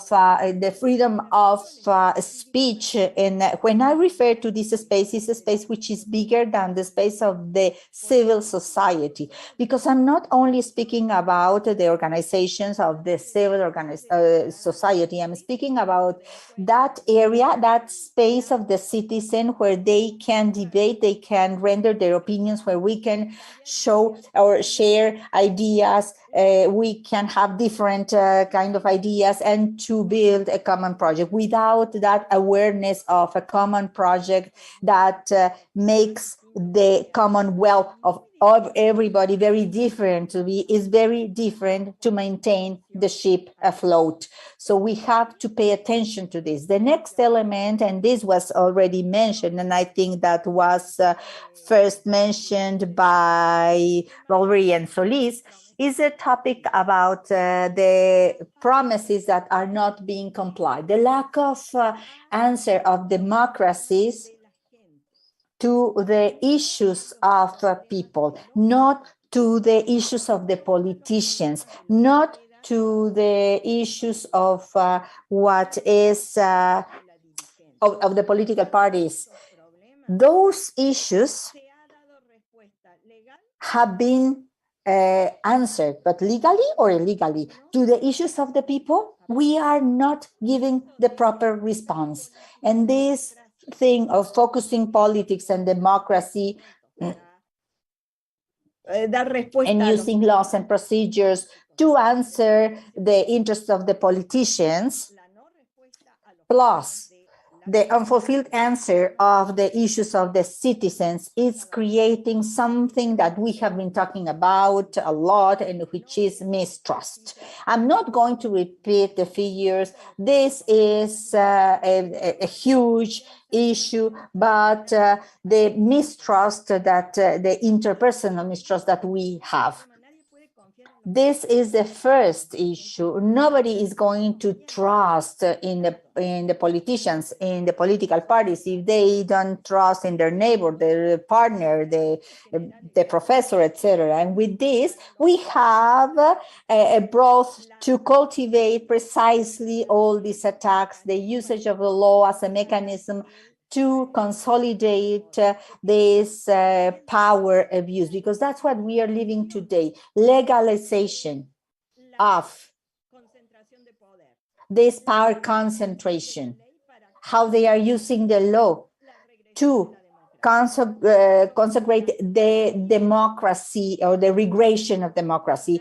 So from the institutional profile that yes, it is true, the law approved by the majority has disarmed the independence of the judiciary power. That's what, or the judiciary branch, that's what the law is stating. So please pay close attention to this. Then 3 priorities, and with this I'm going to end. Priority number 1 is to build the citizenship, not in regard of the civic education as a subject that we have in the schools, that in many countries is a mechanism of ideology and to indoctrinate this politically. That's why we must have this. So please be very careful. We have to build the citizenship, the values, the basic consensus, and what is acceptable and not.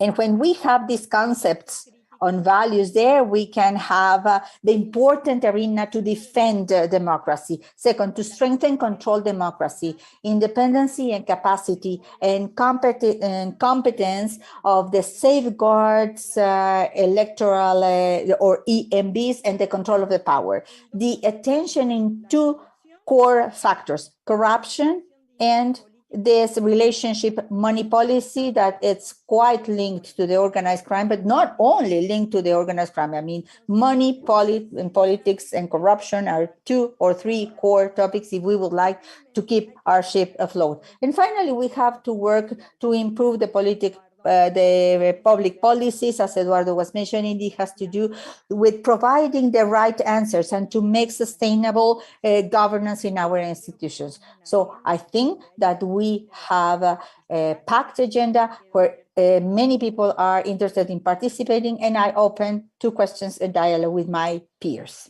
Thank you very much. Gracias, Delia. Thank you very much, Delia.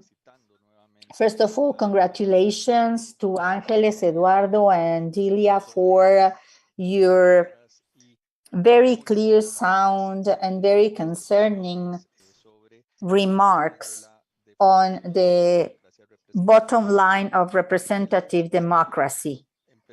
Angeles start by highlighting very concerning data, the erosion of democracy, democratic backsliding, not only in Latin America, but also saying that autocracy is creating some support links and synergies that are quite effective internationally.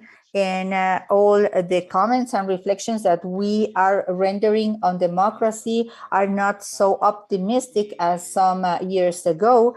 And even though competitive elections continue to be the democratic key, they seem to be less and less efficient, or they are not enough. This bottom line that Angeles is stressing out in the minimum desirable elements that we need to keep afloat the ship.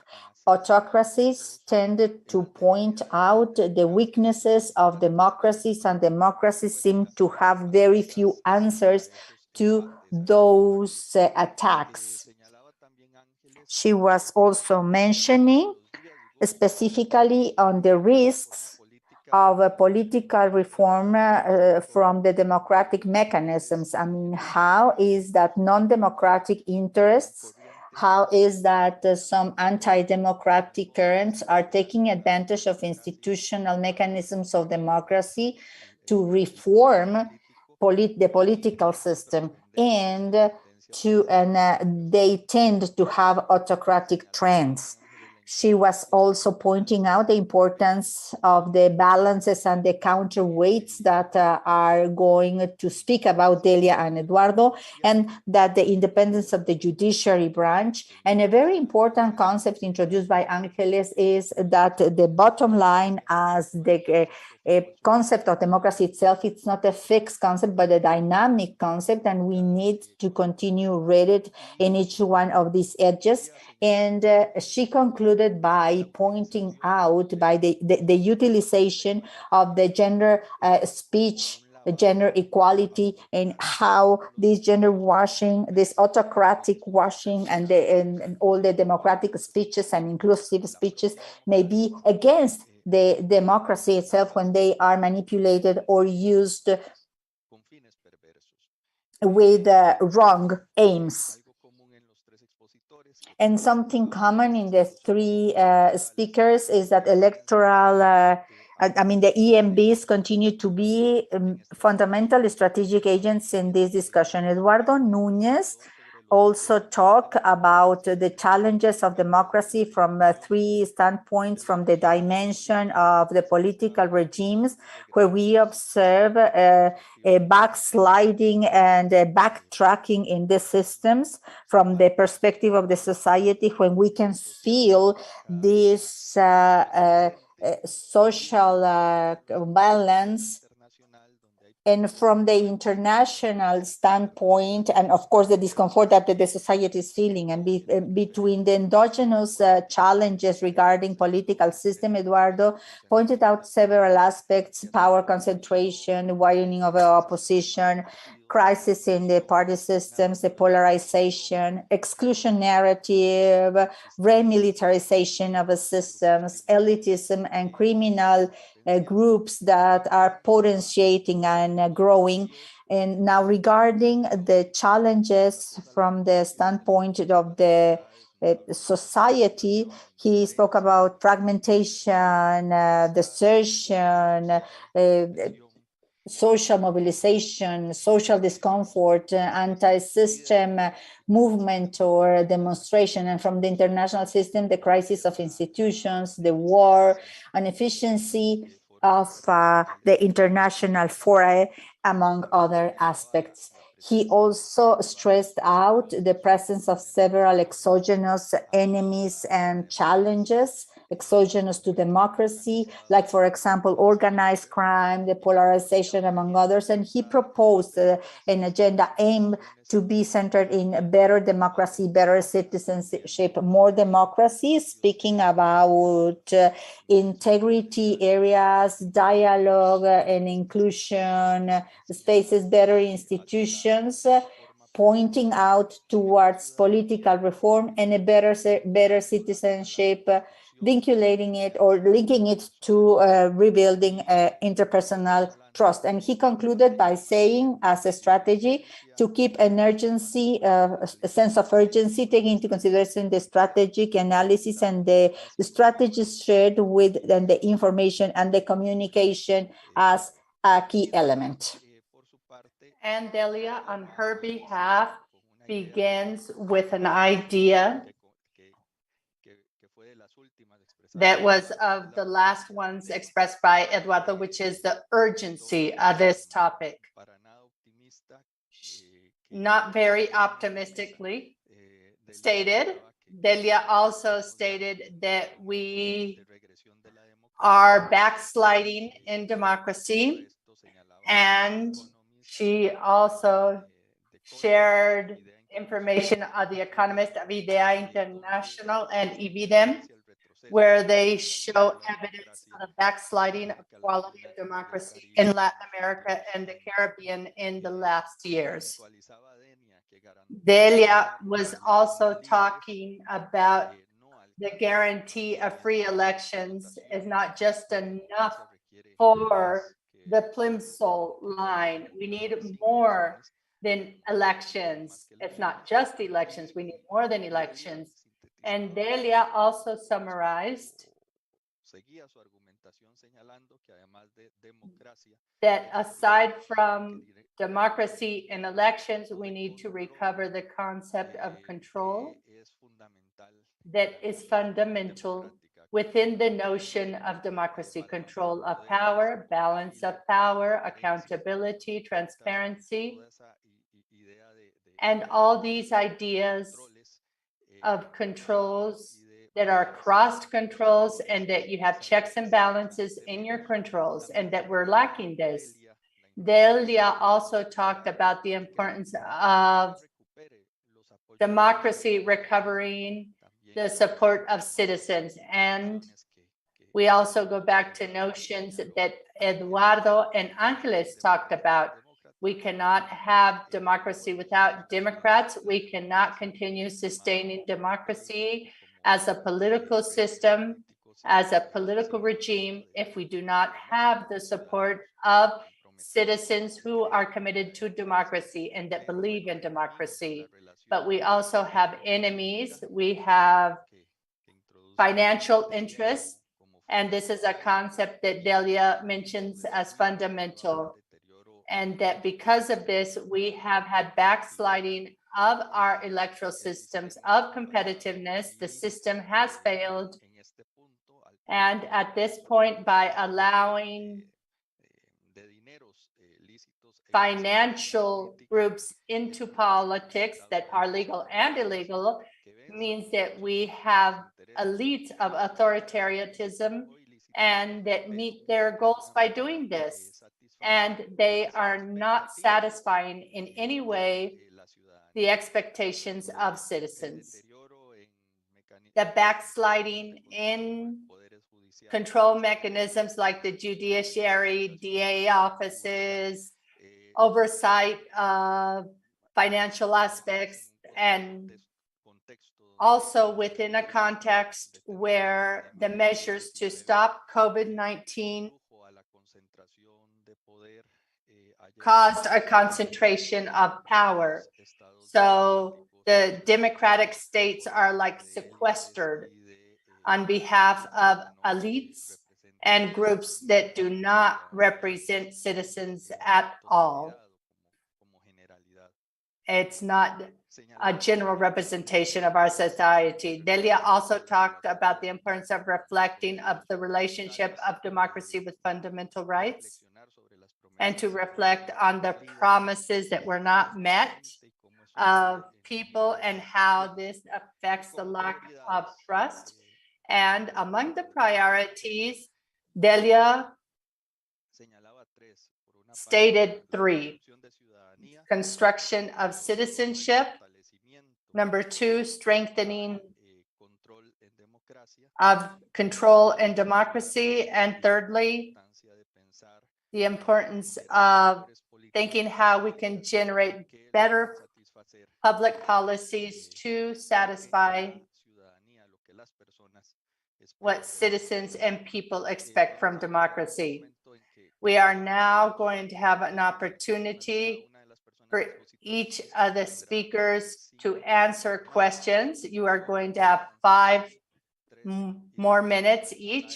I'm going to just throw on the table a few ideas.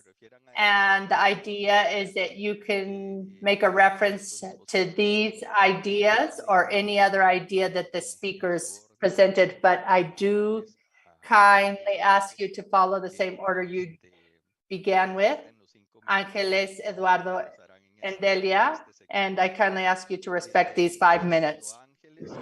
Okay, so Angeles, I think it's very interesting, the autocratic pink washing.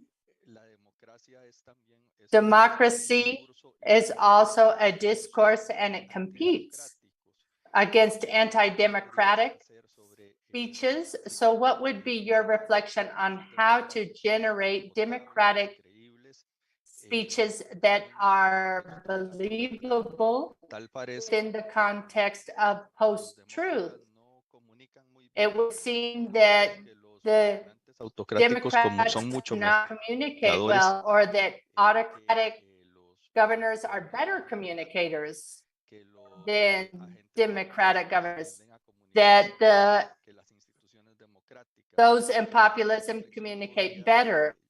So what would be your reflection in that sense? Eduardo was talking about deliberate democracy of spaces of dialogue and of inclusion. Eduardo, what examples could we think of? Because we have talked a lot about pathologies and bad examples. But if we talk about floating lines or bottom lines in the plimsoll line, how could the people of democracy work on this to generate better spaces of dialogue, of deliberation? What are the threats? What are the opportunities? And what historical examples could we use? And for Delia,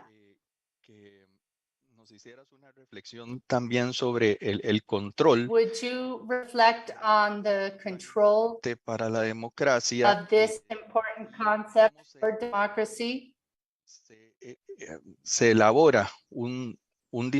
And how do you create a believable discourse on control of authoritarian delegates, just like it was mentioned within the context of Latin America, and within a context where it would seem that we have more ample sectors of the population that prefer governors without control, that can offer concrete accomplishments.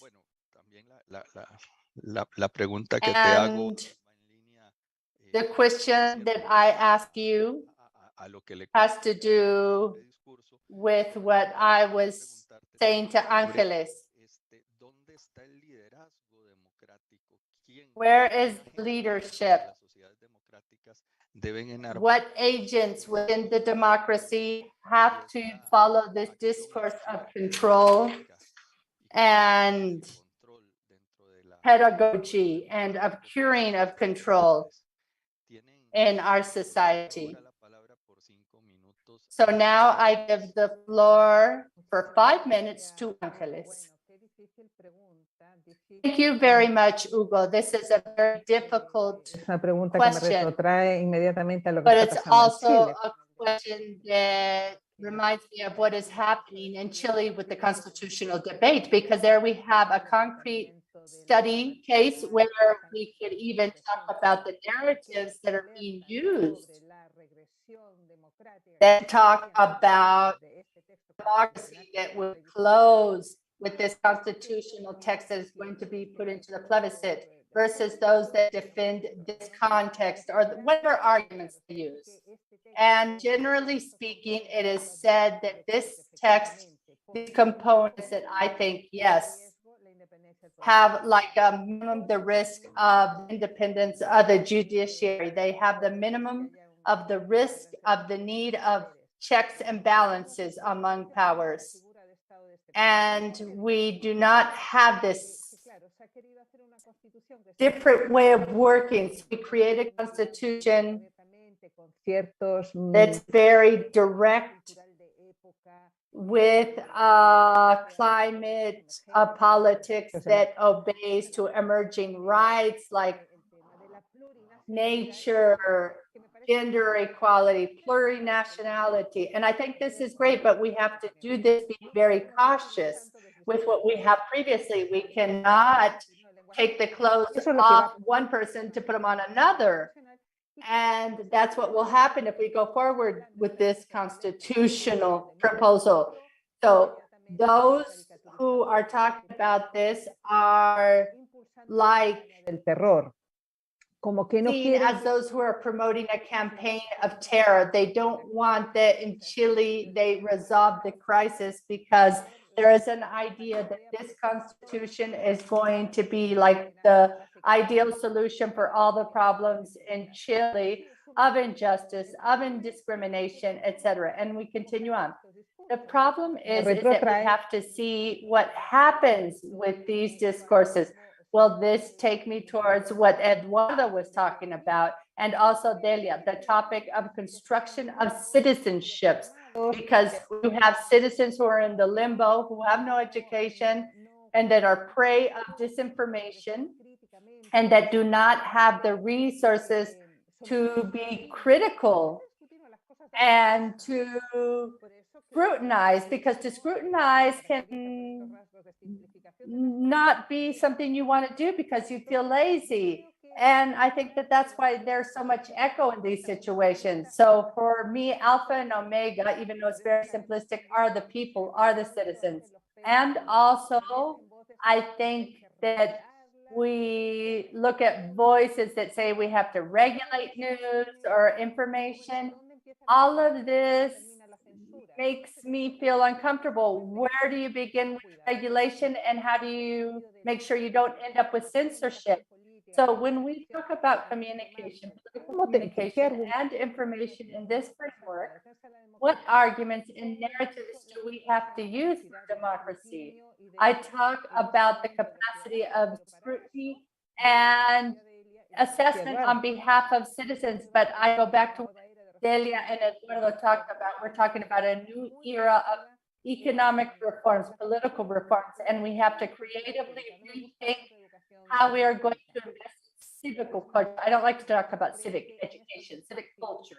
And I'm also going to say something in these spaces where we are in this dramatic point, because we know that if we lose democracy, or this bottom line of democracy, we will lose everything, because we lose the possibility of development and empowerment and emancipation of human beings, which is the key to this. That's how I see democracy. We have to be very creative in how we communicate among each other. I was reading this the other day, that companies today, those that want to be very competitive in these environments that are threatened economically, are incorporating a figure not of innovation manager. Now they talk about the chef subsuction officer, people who within an organization say harsh, uncomfortable things. They say those things that make us feel uncomfortable. So to try to be very creative in this dramatic point, Delia said we're losing the battle, and maybe she's right. So we have to incorporate voices for democracy, but that will say those things that we don't want to hear, or that is not nice to hear. Muchas gracias. Sí, excelente, excelente, Ángeles. Muchísimas gracias. Perfect timing. Thank you very much, Ángeles. Thank you so much for your perfect timing. So now I give the floor to Eduardo Núñez. You have 5 minutes. Yo tomaría, en relación con tu pregunta, el último punto planteado por Regarding Ángeles. your question, I would go back to the last point that Vamos de Angeles and Delia made. When we talk about, we are in an era in which we have different types of phenomena that affect our democracies and of governance. Some have to do with design and functioning, but also political regimes. Others have to do with the population density, but fundamentally they have to do with the capacity of the institution to offer results to people, just like Delia was talking about. This has to do with the quality of service and public policies. It has to do with the quality of our institutions, of our state, and not only of our regulations, but also the quality of our institutions and how they perform with their job. So I think that what is essential to be able to face these challenges is that we require agreements, but it's very difficult to build agreements in pluralized societies and societies in which we have become tribes of reference, self-reference tribes, because in real time, what's happening is what happens in social networks. It's like what Delia was saying. We are in communication with similar communication, so we only listen to tweets or similar tweets to our preferences. So it creates a phenomenon of self-reference. And this impoverishes our democracy. Desde la perspectiva académica, si uno tuviera que decir, because if you had to say what democracy is, I would say it's the only system that can guarantee that those of us who are different de manera pacífica. Can also Y si lo llevamos a ese be here in a peaceful way. And if we take it to being this way, we need to build spaces where those who are different can be here and interact peacefully. So when we talk about a dialogue, when we talk about eliminating polarization and what I talked about, a plural center, we're talking about being different in ideologies, in interests, in movements, in topics, but that we can listen to each other. That's what we have to do. I think that that's essential. And that happens because when we talk about dialogues, we have to see it in many levels. We need to recover the level of political dialogue. There has been a deterioration of our dialogues among political parties that existed in Latin America. It no longer exists. There is a denial to dialogue. We do not have confrontation. We follow logics of war. We are no longer political parties that conciliate. We are not political enemies anymore. We talk about now canceling what is different. We cancel out our enemy. So we need to recover the construction of safe spaces where political actors can come together who think differently, but that can accomplish to listen to each other at least. And by active listening, we can talk about a point of coming together where we recognize each other's differences. Also, we need to generate incentives so that the elites will approach democracy and that will not be fearful of democracy that we have seen lately in our countries. We also need to generate safe spaces and formal areas of institutionality. We need for politicians and entrepreneurs to speak. We need to have the army come in and debate their role in our society in a context where they have more and more participation and they're doing things that they shouldn't even be doing. We need to recognize that we are much more plural and that we have to have diversity. We need to have dialogues that are much more plural. I don't know if it's the happiest way. I don't know how to characterize this dimension. And the third dimension has to do, we need to have safe spaces where we can come together and interact. And we have to listen to those who think differently to us. That is democracy. It's not civical education. It's not informing about the institutions or laws. And we have to do this. We have to sit down and have a dialogue in school, in cultural spaces, in civil spaces, in economic spaces, and to build this culture of active listening and respecting differences. It means to talk about tolerance, but rebuild the idea that democracy is plural. And by being plural, it comes from differences to build agreements with the acceptance of these differences. Thank you so much. Thank you, Eduardo. I now give the floor to Delia Ferreira. You have 5 minutes. And I agree with everything that you have said.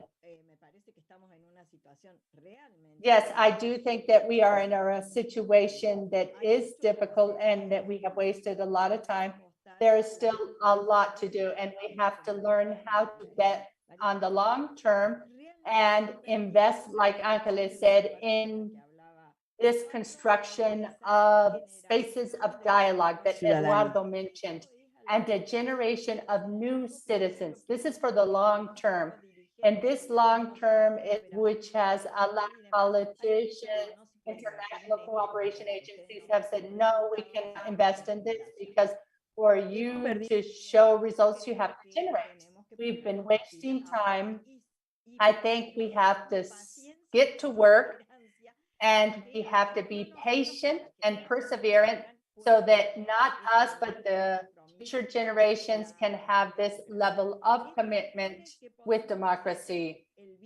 So this means that we have to make a link among democracy and youth and others. When we talk about others, we talk about daily democracy. It has to do with our daily life, and it has to do with the results and the answers, because if the slogan is they steal, but they're still doing for us, so I continue voting for them, well, that's a core issue. It's just favoring this backsliding.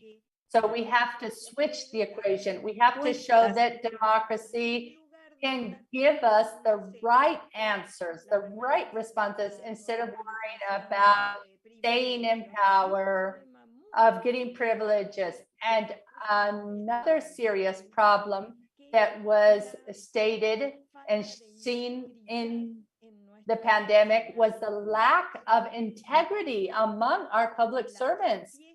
I'm talking about parties where all citizens were locked up, and there was a group of people that was gathering in parties and using official vehicles to do it. We saw it in Argentina and we saw it in the United Kingdom. These are just two examples.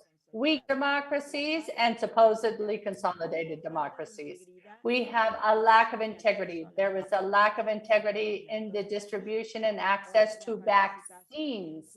We had VIP vaccines or vaccine and testing. They were vaccinating politicians and relatives first. And so we saw corruption firsthand. And it's not just corruption in financial aspects. We're talking about in all other activities, and it's permeated throughout the society. You cannot ask for integrity if they're not setting a good example. We have to work on that. And we have to be very creative and innovative, just like Maria Angeles was saying. We need to connect. The advantage of autocrats and those authoritarian leaders is that they communicate, and they communicate well. And we know how to inform, but we don't know how to communicate. We have to make sure that our message go beyond the screen, go beyond the channel, go beyond that tweet, and that it will reach our listeners. And so we have to think about what audience we are addressing. Who are we speaking with? What channels does this audience use? What is their language?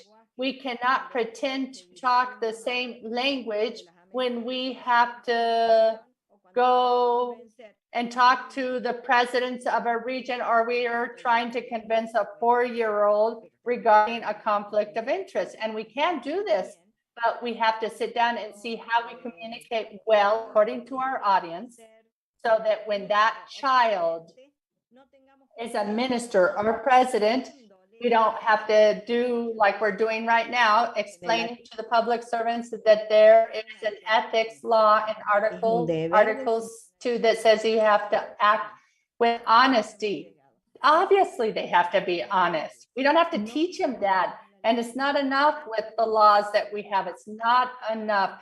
We have been saying this for years. We have to work on the reality that we have to work on the democracy and culture that we have. And that's how I conclude my intervention.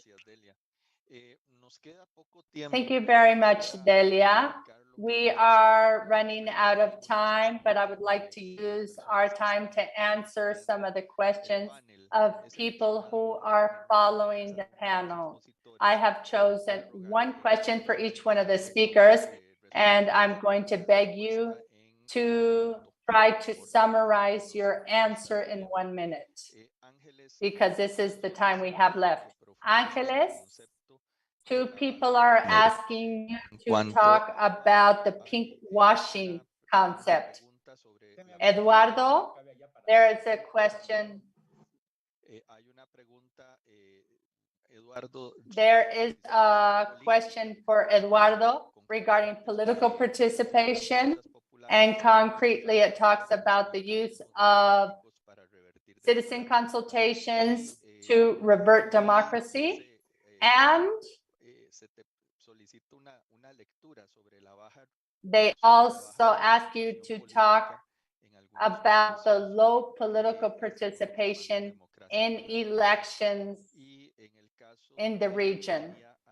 And in the case of Delia, there is a question regarding generation of political division by bringing down those in power is considered harassment in politics.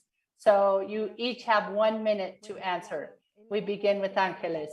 Thank you, Hugo. When we talk about pink washing, it's a concept that has been used lately as a resource that various social stakeholders use.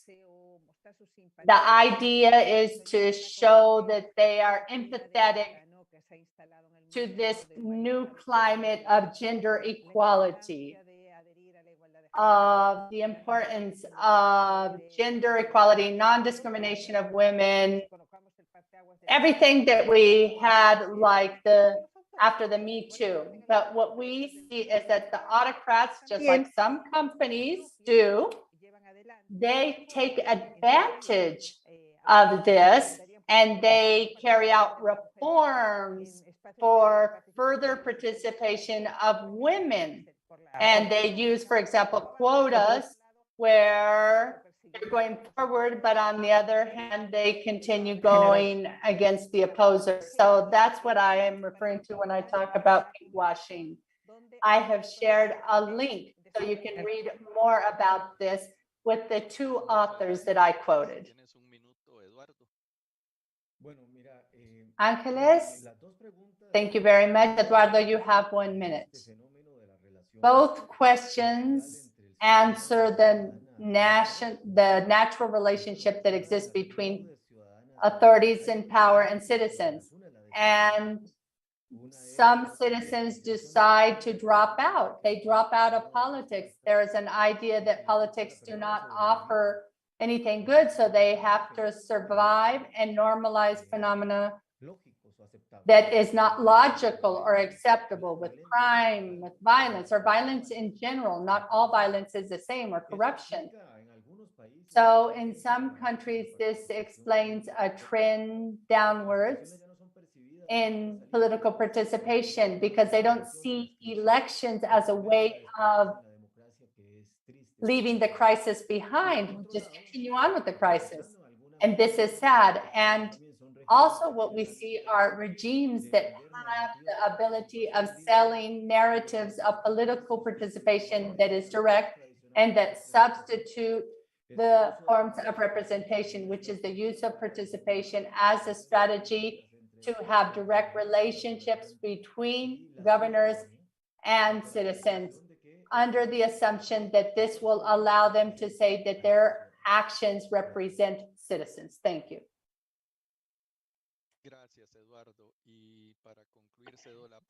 Thank you very much, Eduardo. And to conclude, I'm going to give the floor to Delia for 1 minute. Thank you very much, and thank you for your question. The division between enemy and friend has been imposed, and this is the activity or the most successful characteristic of populism in the world. It is included in the manual of populism, the manual of a good populist explained by the authors. It creates division and it transforms the society on are you with us or are you our enemies? There is no gray shades here, and you can't talk between these two sectors. You have to bark at each other or to attack directly in a violent manner. This division has been imposed top to bottom, and we have to change these dynamics because they have taken advantage of this context in which digitalization, social media, the speed of the society and the way we live, it's favoring this kind of message. We have to use this same context that we are living on in order to turn around the message, to show that controls are not a hindrance to that populace that wants to be so efficient, but that the controls are there to defend ourselves and to defend the space of everybody, different, equal, or likewise, if we are likewise or not, poor, rich, etc., all of us. Well, time is never enough to talk with such intellectual people as you, Eduardo, Delia, and Angeles, who are highly committed not only to reflection, but also to the political democratic action in our region. So we would like to thank you for your high capability of synthesizing, to share with us all your concerns and knowledge on the bottom lines of the representative democracy in our region. You've done a huge contribution to this international forum, and I would like to extend our appreciation once again on behalf of all the attendees. And I am going to give the floor to Manuel Carrillo to end and close this panel. Thank you very much, Magistrate, for your very smart conduction of this round table with intellectual people and high quality speakers, as you have mentioned. We are going to have a break of a 10-minute break. And in 10 more minutes, we are going to begin with our next panel. Thank you very much.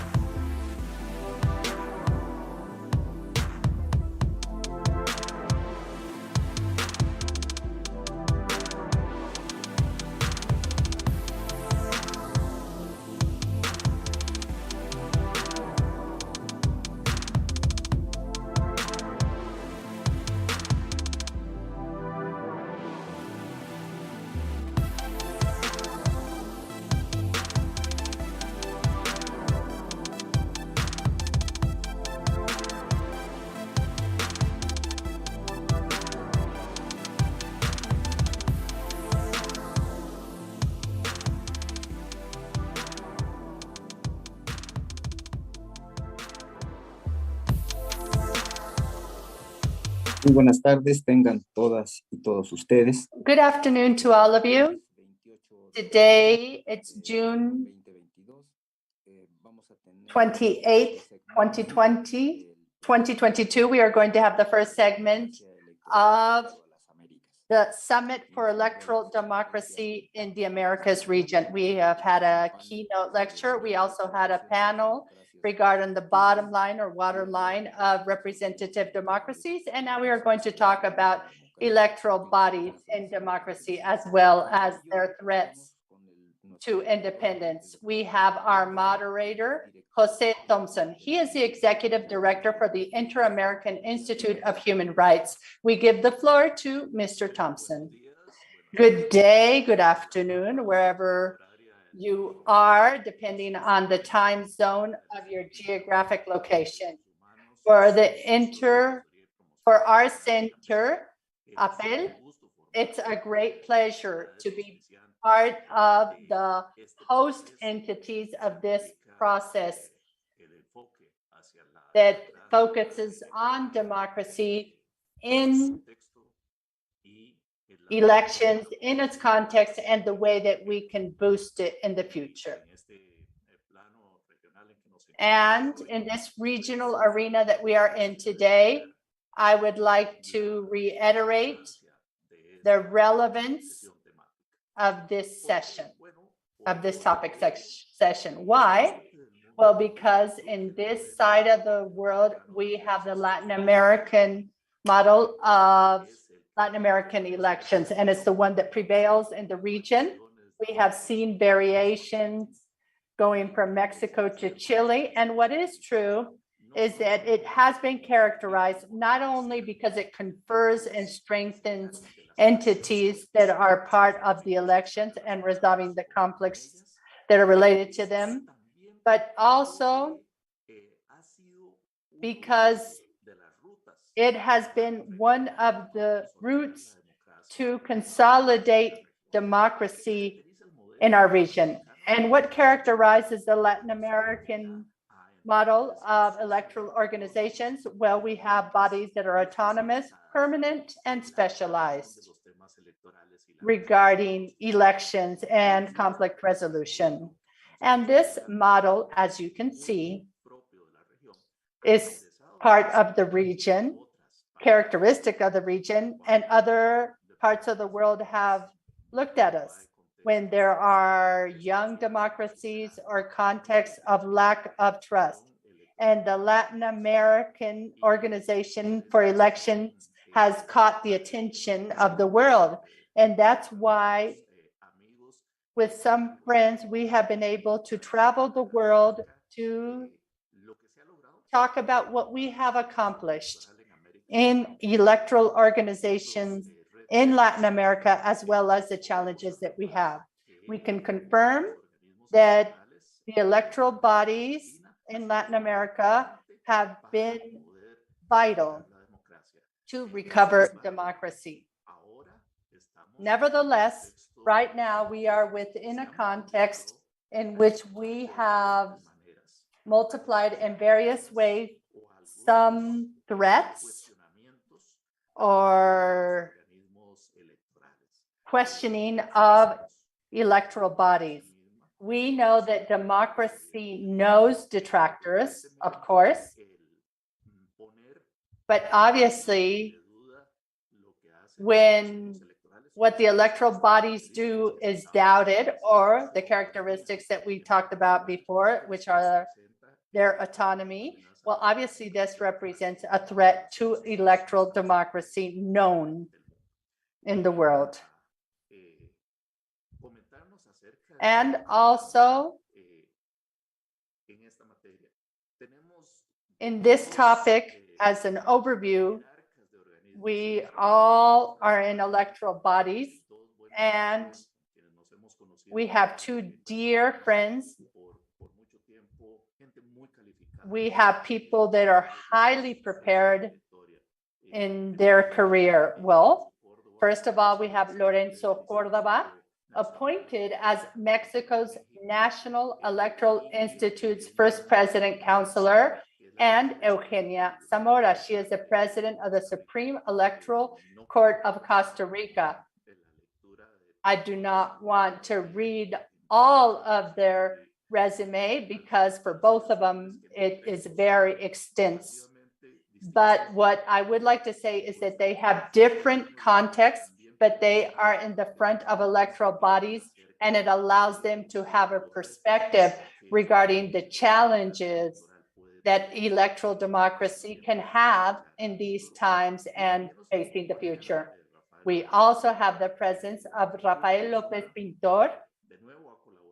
He has collaborated extensively in institutions, but I want to say something specific about Rafael Lopez Pintor. He has endlessly promoted the international exchange, and he has done this in Africa, Asia, Latin America, and he is somebody that is completely convinced of the kindness of the Latin American model of electoral organization.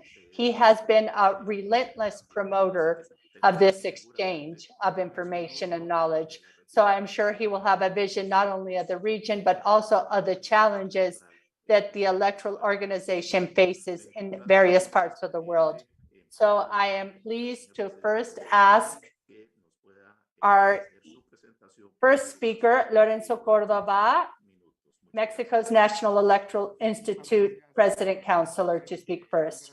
Joseph, thank you so much. It's a great privilege to be part of this panel and to share this panel with Eugenia and Rafa Lopez Pintor. First of all, I want to say thank you to all the organizers who have allowed for us to come together. Because of their hard work, we are here. And I think that this space of discussion is very important. I prepared a presentation that I would like to briefly share with you. Can you please confirm that you can see the presentation? Okay. So this is like a guide, and also because there are some statements that I'm going to make, and I want them to be documented, and I don't want them to be seen just as an expression or personal expression or subjective statement. So the first point I would like to talk about is that the challenges that democracy faces today are part or should be part of a complex context for democracies. It's been occurring for a couple decades now, and it has accumulated a series of factors of an environment where the electoral democracy is part of a hostile environment in democracy, and it feeds the creation of impulses that are not necessarily compatible to democracy.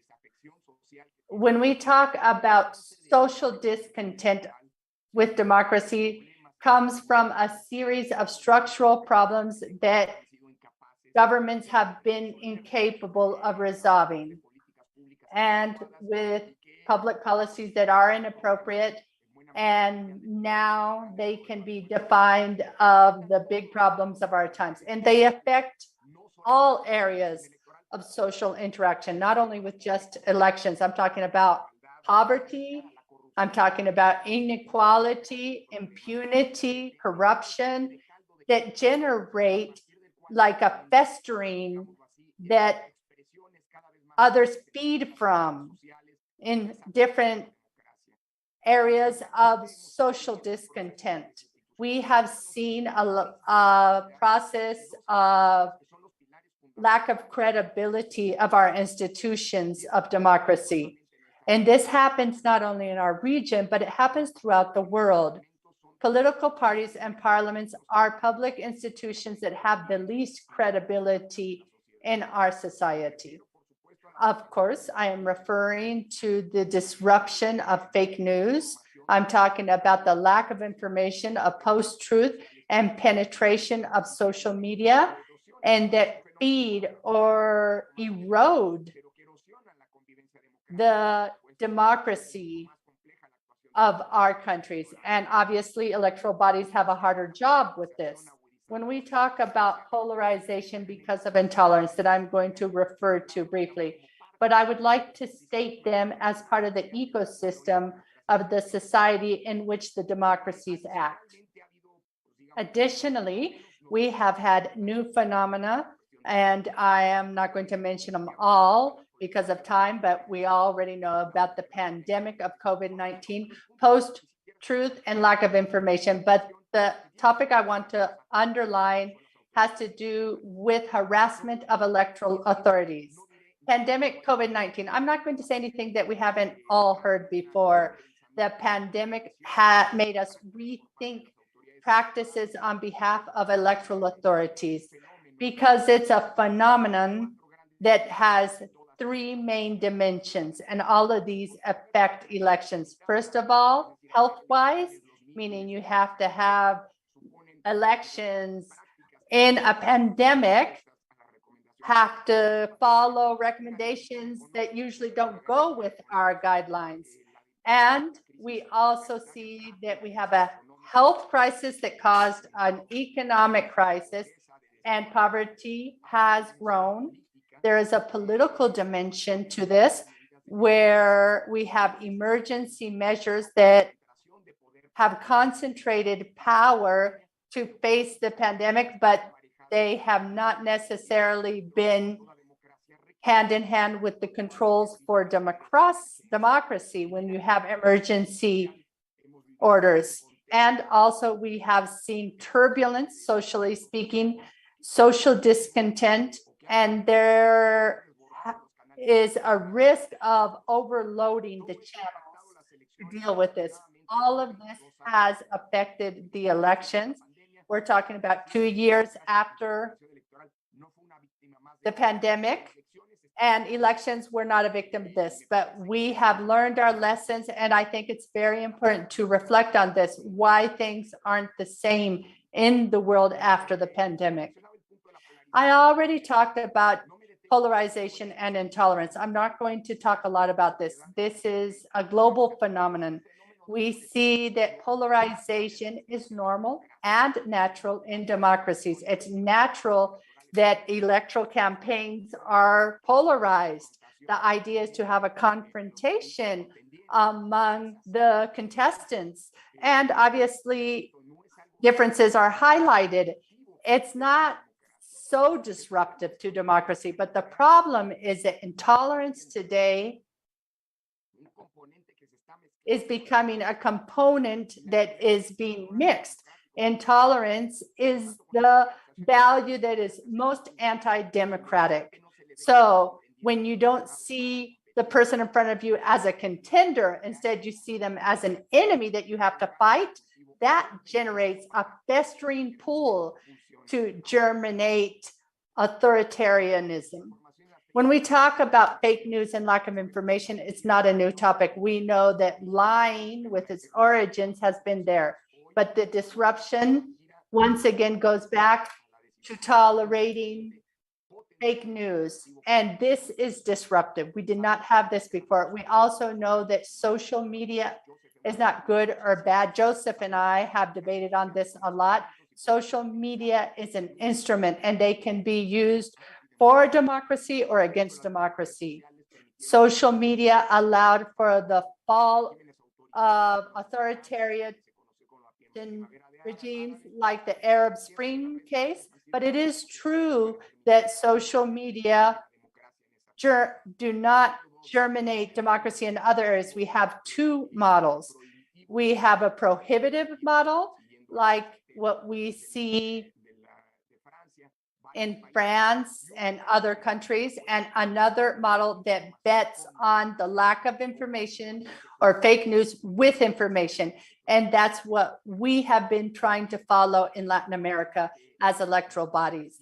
So these are the most recent issues that are building on this ecosystem where democracies today are following it. But I'm going to the point that's more important to me. Now we have attacks and harassment of electoral authorities. This isn't new. but they are novel in the way they are taking place. Electoral bodies are being discredited because they're bad losers, because they're the opposition or whatever. I mean, this was sort of normal. However, what Felipe Gonzalez was saying 2 decades ago, where to accept your defeat is part of democracy, and it's not necessarily shared by all political stakeholders. But now these discrediting activities come from politicians and power. I have identified 4 main areas of harassment. The first one, which has to do with discrediting public authorities in a public way, coming from politicians and power. And number 2, using the branch of the state or through public threats of personal integrity, as well as the performance of electoral authorities, as a way of trying to make sure that the decisions of the electoral authorities favor political interests. Thirdly, sequestering of the budget, where they want to limit the independence and autonomy of electoral bodies. And sometimes they put their operative performance at risk. And fourthly, a threat of the electoral reform as a way of rethinking the electoral system and increase controls of government, because they undermine our system or reduce the quality of political representation. The political reform of elections is not there to improve it. Instead, it's a way of threatening electoral authorities, or to talk about a sequestering of the electoral system and to reduce the capacity of equality in the competition among political parties, or a backsliding or a fracturing, a reducing of the representation of our political systems. Okay. To conclude, I want to make some statements regarding what has happened in Mexico, but also I want to include examples of how this phenomenon is global. So first of all, when we talk about verbal discrediting in Mexico, the electoral authorities have been discredited on behalf of government bodies. And they do not only generate something new. I mean, it's not coming no longer from opposition. Now it's coming from the winners of the electoral results in government. And we also see that the tone with which they discredit us is terrible.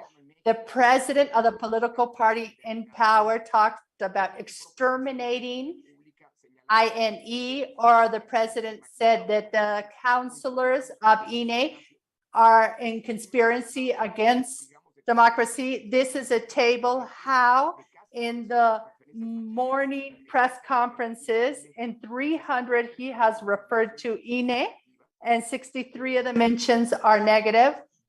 These are statements that the government has made against electoral authorities, that we earn more money than the president, that we're the most expensive body, that we do not like our people, that we are part of a political group, that we should promote democracy, and that instead of doing that, we boycott it, and that it's urgent to have an electoral reform so we can have true democracy. And secondly, both public threats of some political actors, like some candidates of the political party in power, or for example, in parliamentary majority, we have threats, or criminal reports against electoral offices. And it's like they broke down this process of transition.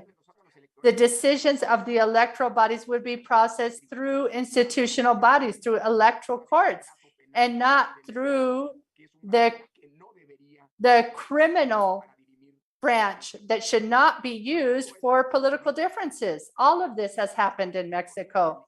Budgetary cutbacks. This year, INE did not only have the largest cutback, but it exceeded 5 times the previous cutbacks.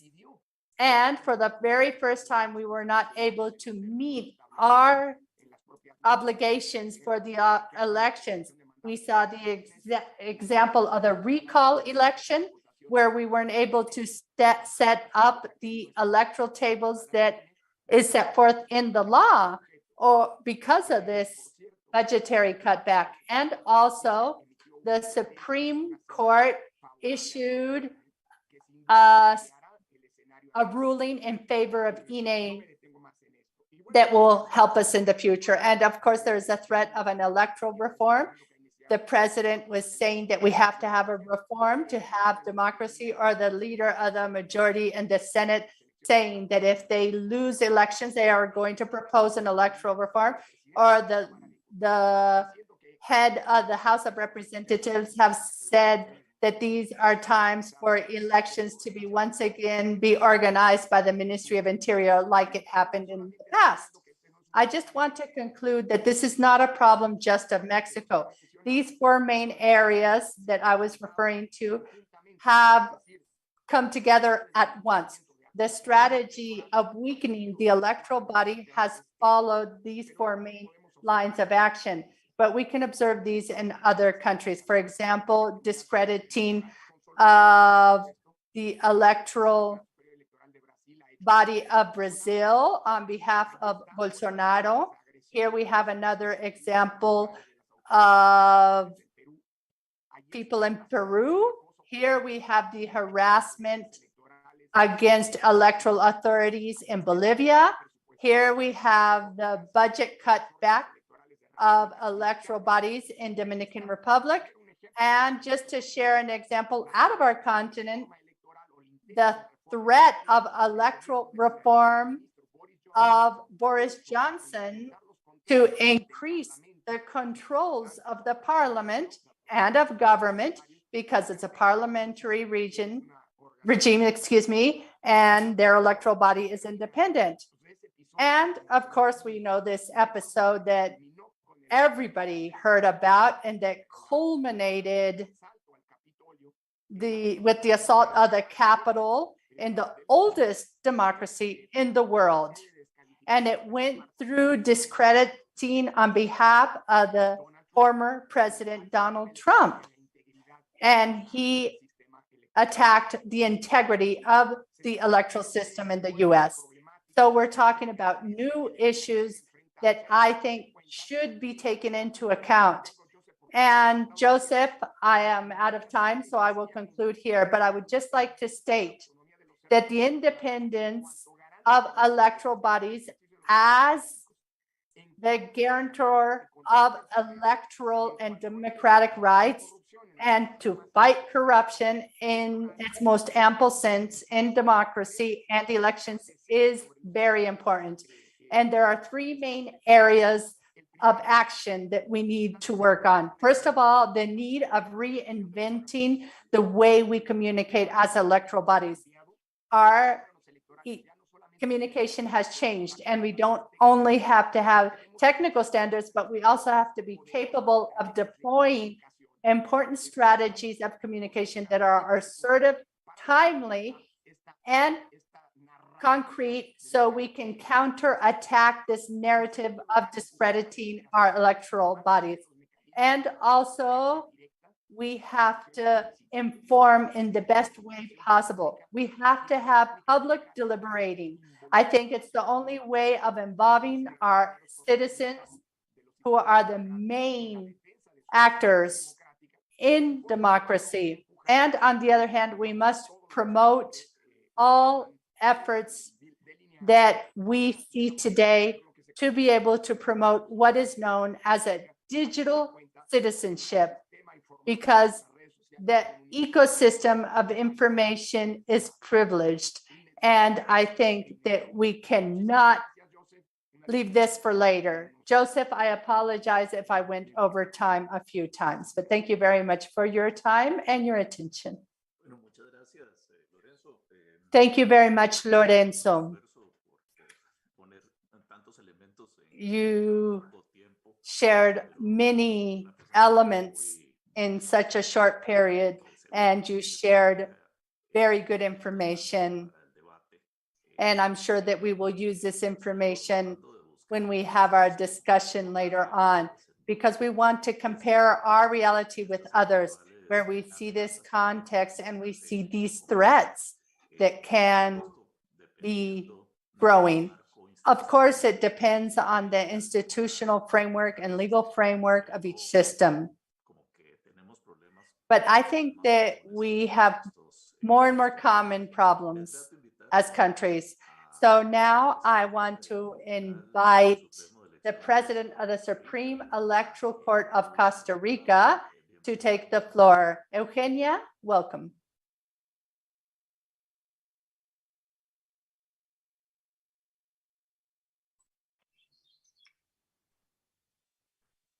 Sonido. Sí, no te oímos, Eugenia. Perdón. ¿Se escucha ahora? Sí. Sí, perfecto. Gracias. I apologize, my mic was off. I was apologizing because I have been here since 8 a.m. But in the first document, I saw 11 a.m. and now I see the document again and I thought it was 12, which was our same time, but that wasn't the case. So I truly apologize. I don't have much to say after Lorenzo's presentation because he has been very clear in summarizing the issues that to a greater or lesser extent our countries face. It's not just a region, we're talking about a world crisis now that has become more serious with the invasion of Russia into Ukraine. So we're talking about issues that we all share. I think that he described precisely what we have been suffering in Costa Rica. Of course, within our situation, it's important that we talk about the characteristics of the electoral bodies of Costa Rica. First of all, we have a political constitution that talks about 3 powers and electoral court that has different power. And so this means that we are not autonomous, but we are independent, just like the other powers. Thirdly, the Constitution gives this body the power to interpret the regulations, and this has been a very important weapon in the face of gaps in our regulations or confusing regulations or interpretations of laws that have gaps. And obviously this has taken place in very important political moments of reinstating political rights, mainly of women. And this gives the justices the possibility to deal with these cases. And we are a body that has, on one hand, the electoral administration and also the electoral jurisdiction. It's the only case in the case of Costa Rica where the electoral jurisdiction is not part of the judiciary. We are not part of the judiciary monopoly. So first of all, I wanted to remind you what Joseph was mentioning, the importance that the electoral bodies have had in preserving democracy in Latin America, and the important role that we have had in our path towards democracy. In our region, I think there was a moment where only 3 or 4 countries did not have a dictatorship, and that generated a military protest in the case of Central America, but also in South America. we have seen these cases where we have coup d'etat.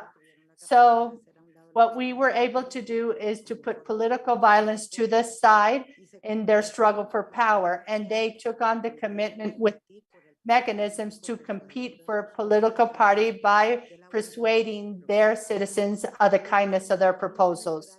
So with these electoral bodies that are solid, like Lorenzo was saying, democracy would have not reached our region without this. And an important conclusion is that without these electoral bodies, we cannot sustain democracy.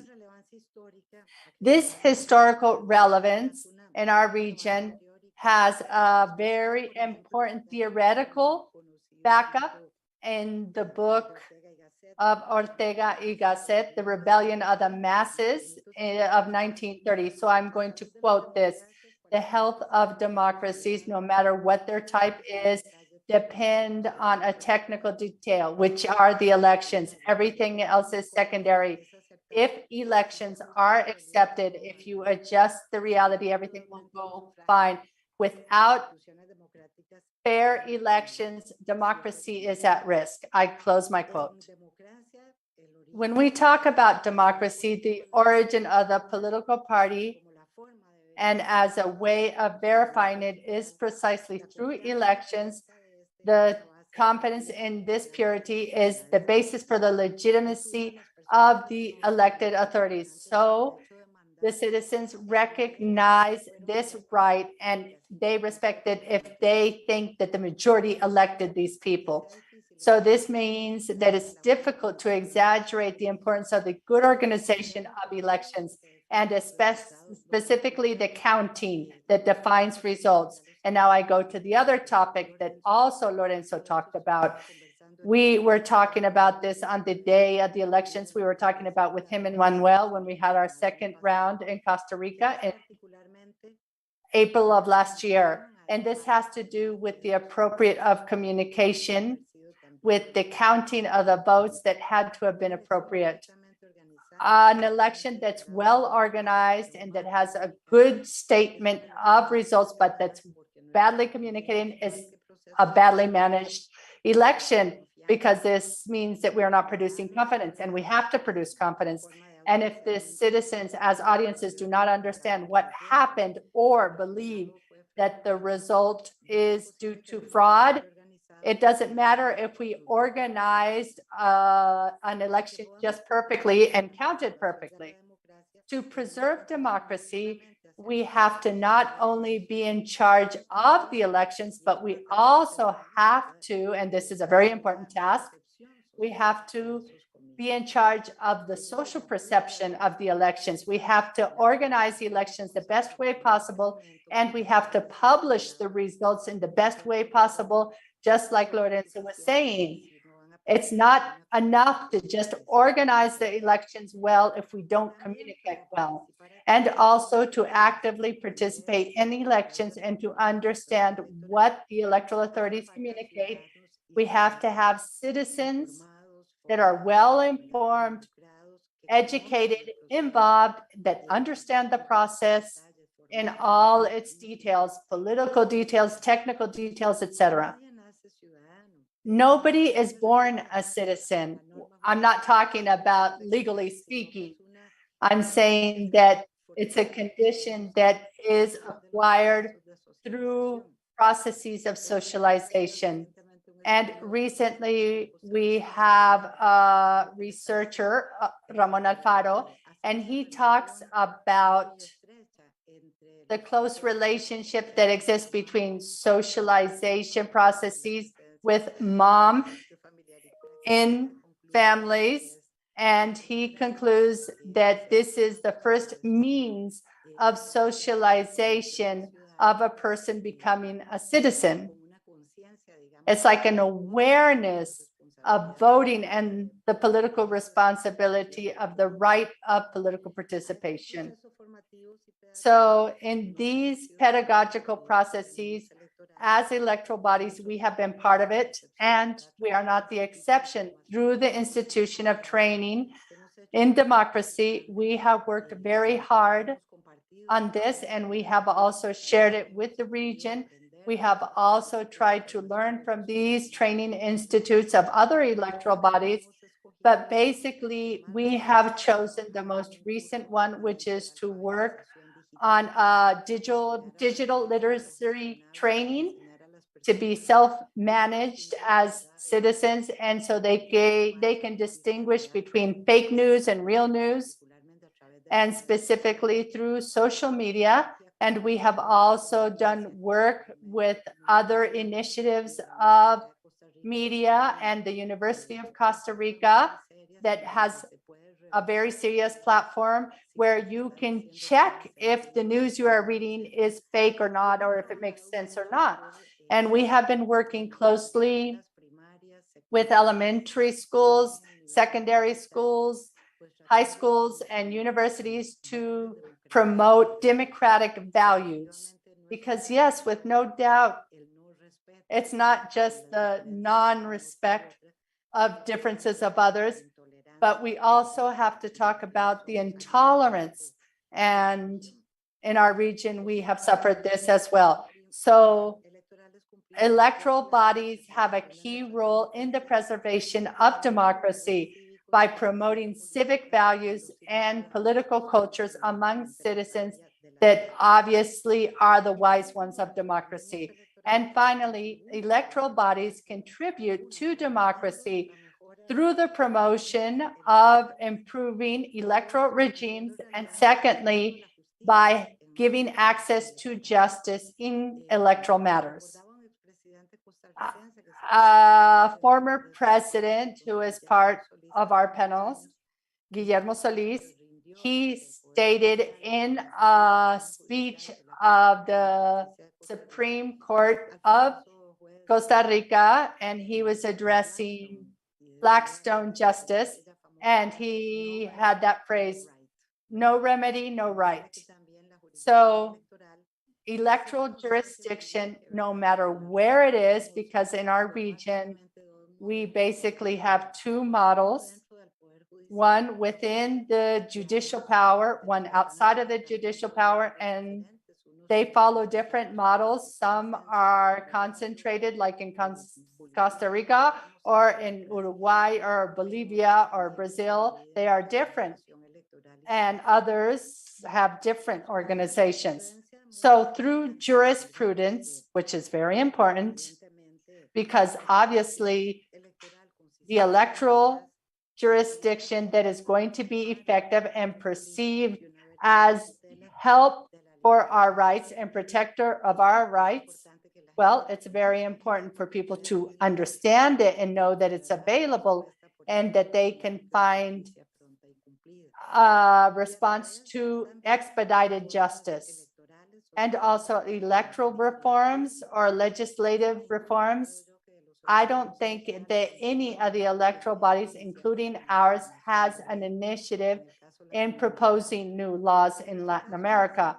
In our case, it hasn't been an issue because the executive branch or some Congress people are the ones who promote these new orders or laws, but it's not because we have the possibility of proposing new laws. And also the rules that make up the political participation in elections of people in society so they can be more inclusive and to integrate citizens, counterattack the excluding trends of our countries, and can contribute so that our rules will be more reliable because they are more certain. And we also want to have a more foreseeable dynamic in our elections. And like we will able to see, it's like a two-edged sword, like Lorenzo was saying. And of course, we have observed in detail the reforms proposed in Mexico and those proposed in other parts of America that are of concern, where they are eliminating or restricting the political rights because of ethnic background, where they are affecting the electoral competencies of the different states of America, and of course, the Mexican reform and the reforms that they are trying to introduce in Brazil on behalf of the executive branch. When we talk about the threats of the electoral bodies and their independence in our case, or autonomy in the cases of other countries, there are different ways and attacks.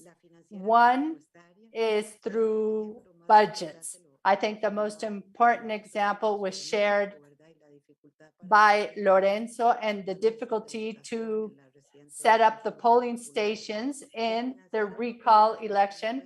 And if a body doesn't have its funding under the excuse of cutting back budgets so we're not wasting resources, or when we talk about this, we say that we are backsliding in political rights. In our country, in 88, we decided to strengthen local governments, and they're all different laws that bet on this.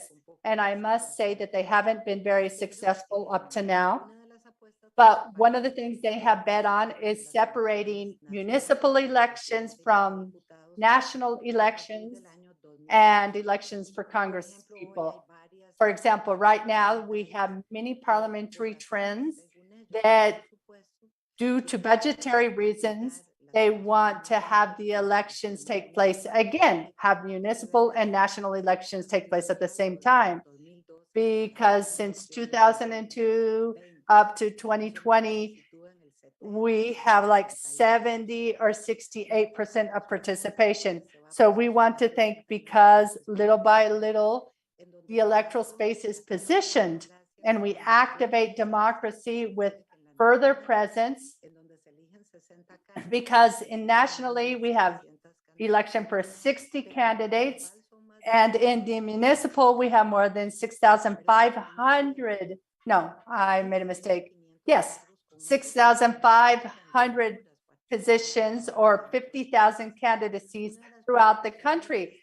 And one of the currents of the recent elections in Costa Rica is that we had absenteeism. We had 43%. And the surveys after elections with the University of Costa Rica shows that the rejection to go vote, and let's remember that in Costa Rica, it's mandatory to vote, but if you don't vote, there's no sanction.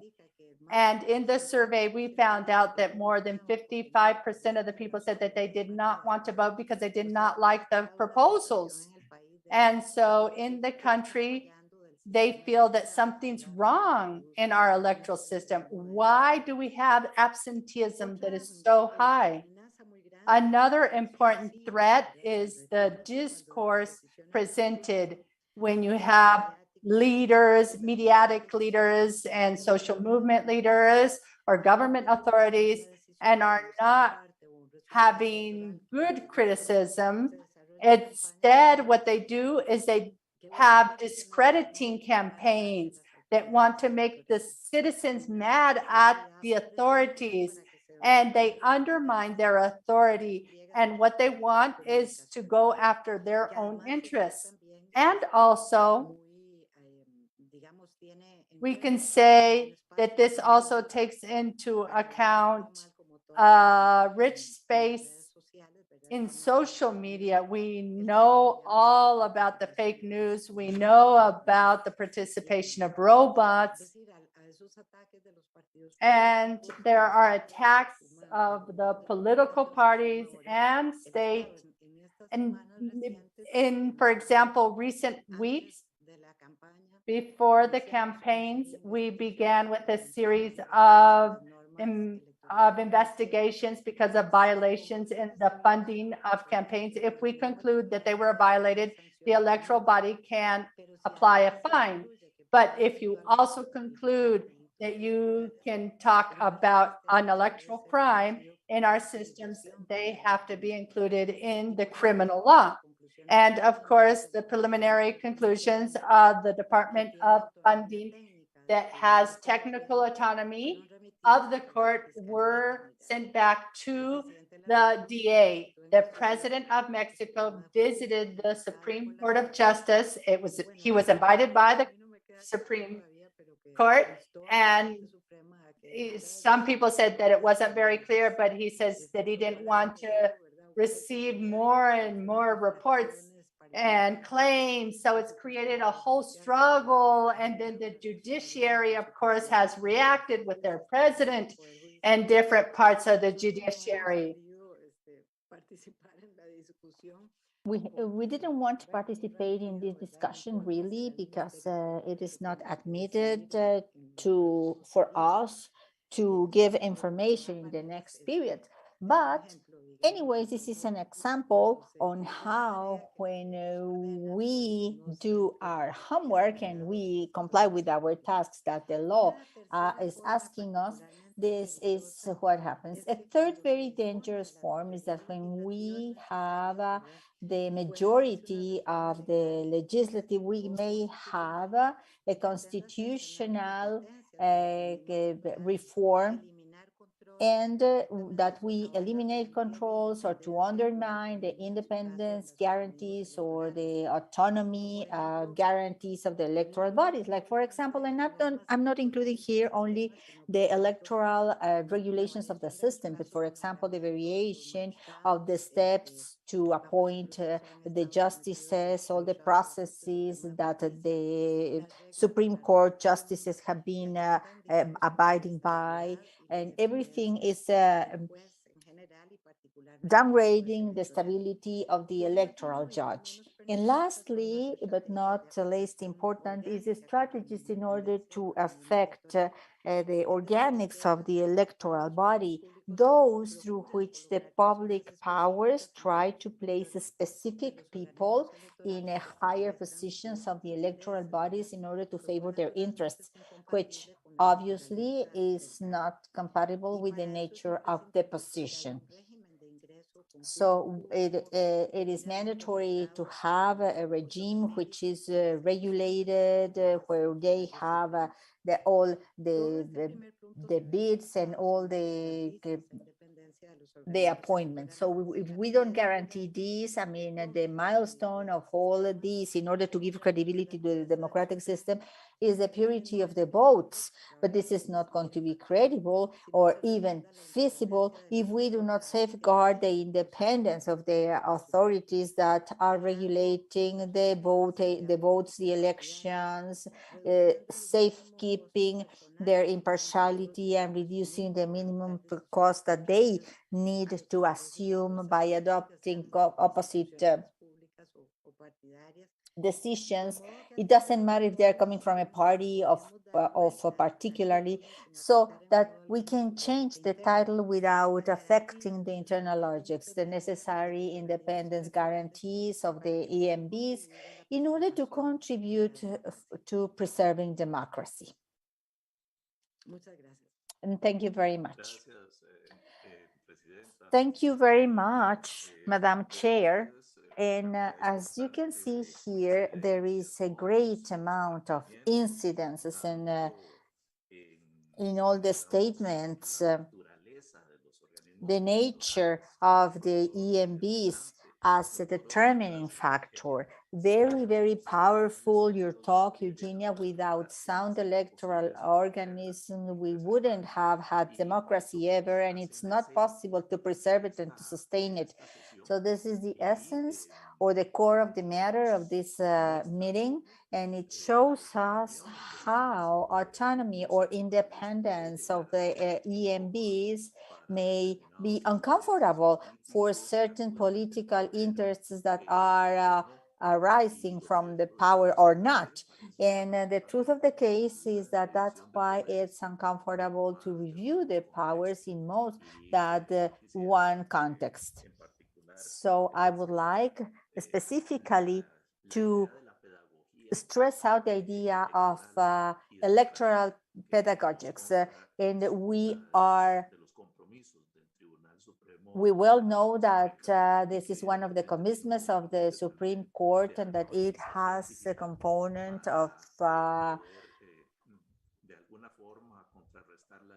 digital literacy in order to counter counterattack this depolarization. And as the president of Costa Rica, the court said, with consortiums or guilds or group, when we don't only listen to the voice of the court, but also the academics, the academy, in order to prevent having no foundations of some information which are willing to downgrade the institutions. Thank you very much, Eugenia. And now I am going to invite our good friend Rafa López Pintor to give his presentation. Please, Rafa, you have the floor. Thank you very much, Joseph. Can you hear me well?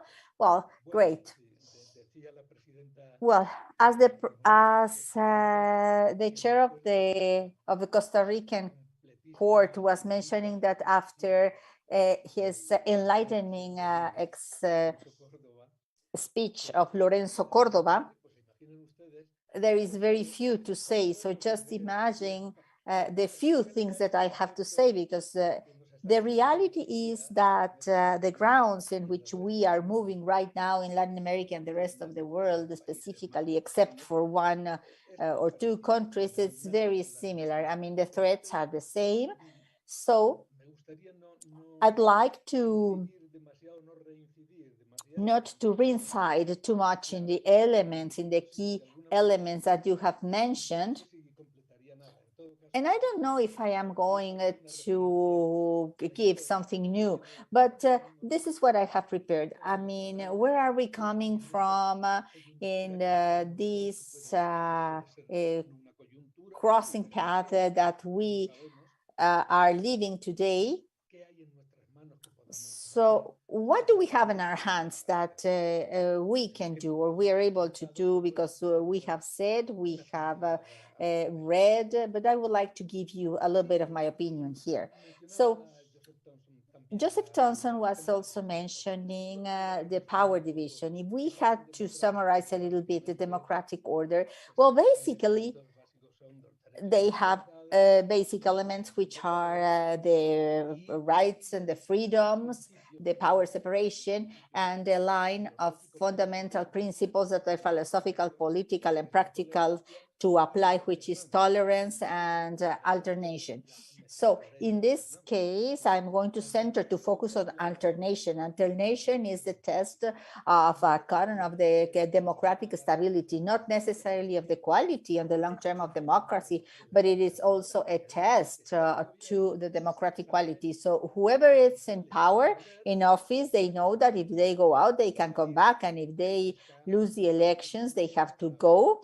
But the ones that is competing for administration, they have to accept it. If they have to accept, otherwise they are not going to have the possibility to win in other moments. So what has happened historically in the origin of the electoral organizations or agencies in Europe and Latin America, and then in many other continents?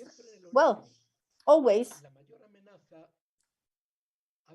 the huge threat has come at the beginning of alternation.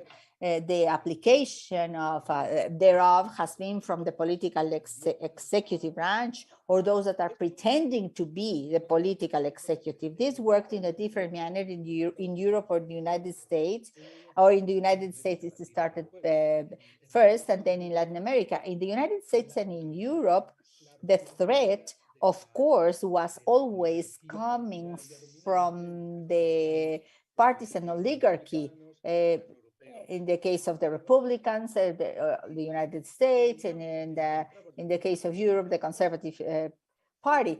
And the partnership or that all the insurgent forces found out were the unions, the professional organizations, and the machinery that were part of them that were starting to form from parliament. So this is at the foundation of what they do or carry out elections in the United States. Who is doing them? The logistics part, but the ones who guarantee alternation are the political elites. And in the United States, it happens the same.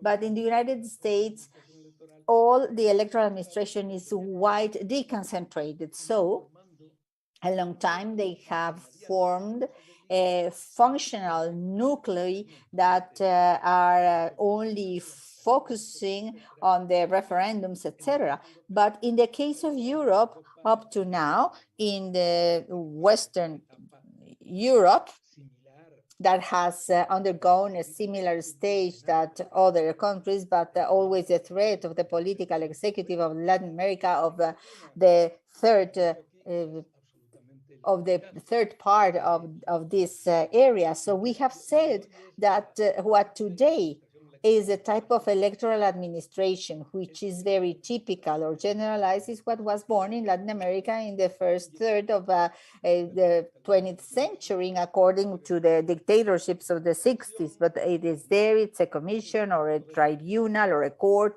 I mean, the models that we all know and are aware of, in such a way that here, to the threat of the political executive, in some cases military forces or the conservative that are very hard conservative to or are reluctant to political changes, they took what they had in the first growing middle classes with the professional organizations, like, for example, the bar of lawyers and then professors, exactly the same that happened in Europe, and the political parties that today are undergoing a huge crisis everywhere.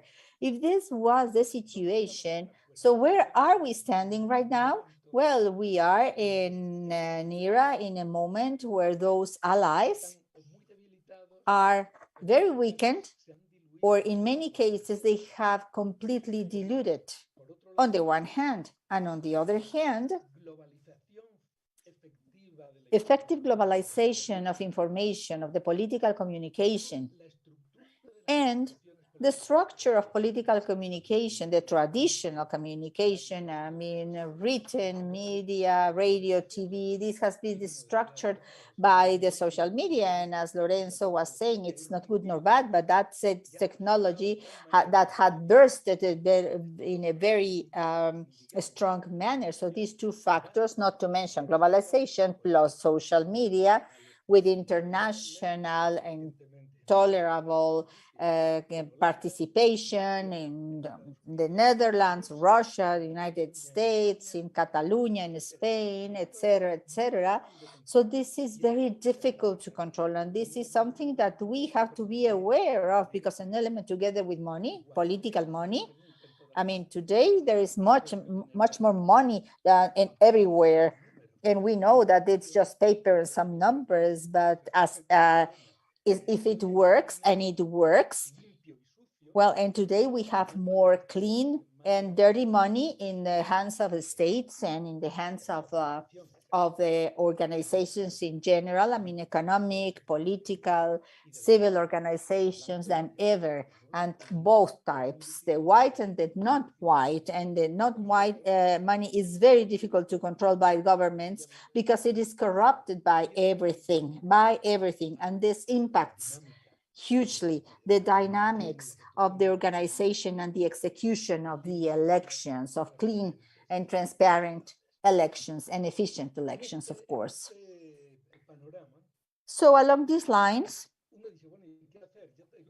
one may say, well, what are we going to do? And I've said this before, but we have given many cues and many keys to set or to pave the way. But something is very interesting. The electoral administrations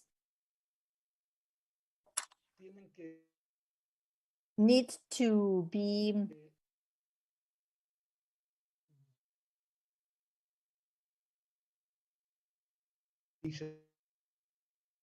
rediseñar sus estrategias, adversidades nuevas y su independencia have to realign the strategies, looking for allies that are close to us because of their values or their economic interests or their general interests, basically by their works.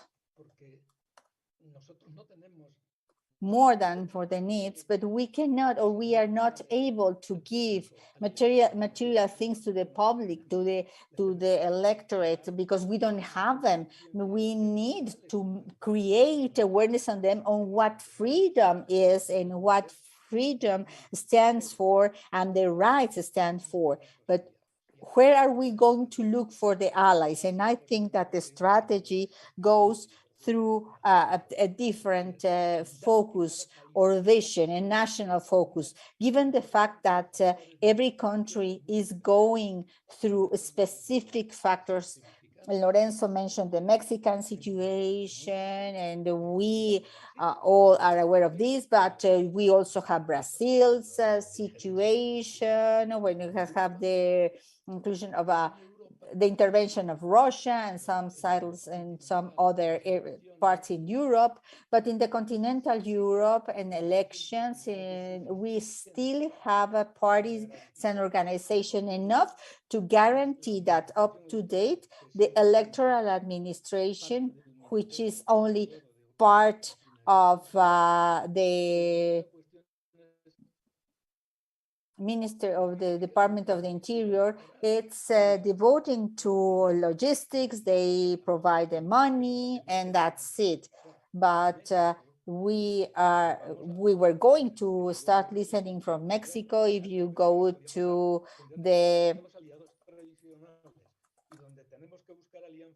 where we have to look for new partnerships, it's in the parliamentary elites that have to do with the democratic ideal conception as we have understand him, that has been very well described. And here, of course, the influence in the constitutions. But well, this is one of the strategic partners. And the other one is the new insurgent parts. Who are the new ones?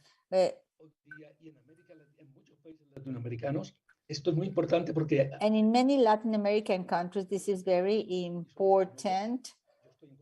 And they are now voting. I'm in Colombia right now, and they do not vote as traditional in the United States. I mean, 50% of people. Before this last week, I thought that if one of the two candidates of this second were going of the second runoff, then they were going to have 3 million votes, but 1 million of those is the estimate of people that were not voting previously. And curiously enough, from the most depressed sectors in the whole area of the Caribbean and the Atlantic. Sorry, the Caribbean and the Pacific. And in the countries where the participation is very low, we need to try to incide in that sector because that sector is the one that create awareness on what's the value of the participation. I mean, in general, I would say that the strategic partners, besides the elites and the intelligence and the opinion makers, and what they call the influencers now, the influencers.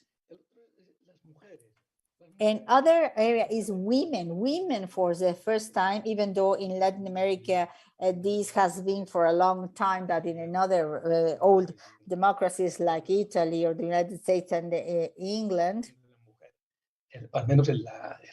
where women participation, at least in the highest levels of the political action, is traditionally low and continues to be low, but not in Latin America. Even though we know that there has never been such a trust in rights and what we now call empowering themselves in women, because they have never had better conditions, working conditions for women, because this provided some push in the market. It doesn't matter about unemployment, of economy, etc. We have half of a human population are women, and there is a strategic ally of electoral administrations. Of course, it is not just only because of the campaign or the general information. One have to look for, and this is a key point, How are we going to design a strategy, and who are we going to lean on? Because electoral organizations are not uniform. And there are some sites when it predominates what the executive branch is saying. And the executive branch is the main enemy or adversary of the electoral administrations, because they are not able to abide by the executive branch. They have to counteract or counterweight with the resulting media that influence. And as Lorenzo has mentioned, and also by the president of Costa Rica, she has also mentioned that because of education, for example, in the education sector, this is a sector where, or the health sector, this is a progressive sector. And there is where organizations, I would say that the organization electorate, which are defending very concrete interests, like the local community or the neighborhood or very big cities where there is a possibility.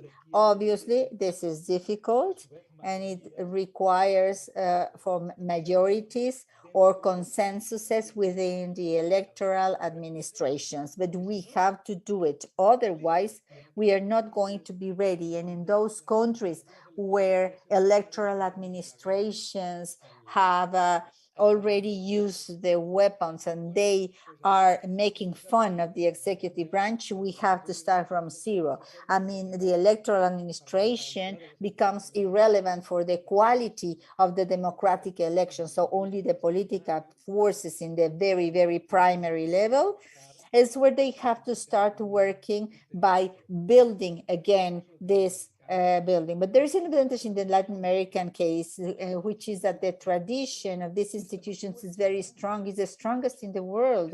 In fact, is the strongest in the world. So I think that in the continental Europe, in Western Europe, because the other has similar issues, but or worse. And I'm mentioning Latin America because the main adversary is nuclear power. And well, I'm not going to talk about this because we are paying a high price for this. But in the rest, I hope that we do not get to the point of a bigger disintegration of the political forces or depletion of the political forces. Because the only thing that is substantiating this, which is logically oriented and financially sound or paid by the public budgetary, would be disintegrated or diluted very easily in the hands of the government. So I think that this is what could happen in Europe. But here we do have this legitimacy, and there is a very old legitimacy.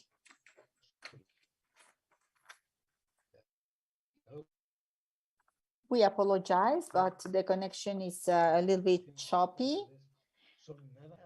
Legitimidad política, dado que tenga concentrada esa So it has to concentrate that function for the electoral function, because the electoral function is the core of the matter. They all have their functional essence, which is to manage legitimacy, and that they should guarantee alternation, and they should guarantee that power separation continue to be effective. Thank you very much. Thank you very much, Rafa Lopez Pintor. I would like to stress out your last comments, because you started by remembering the principles, the basic principles of democracy as we know it nowadays, and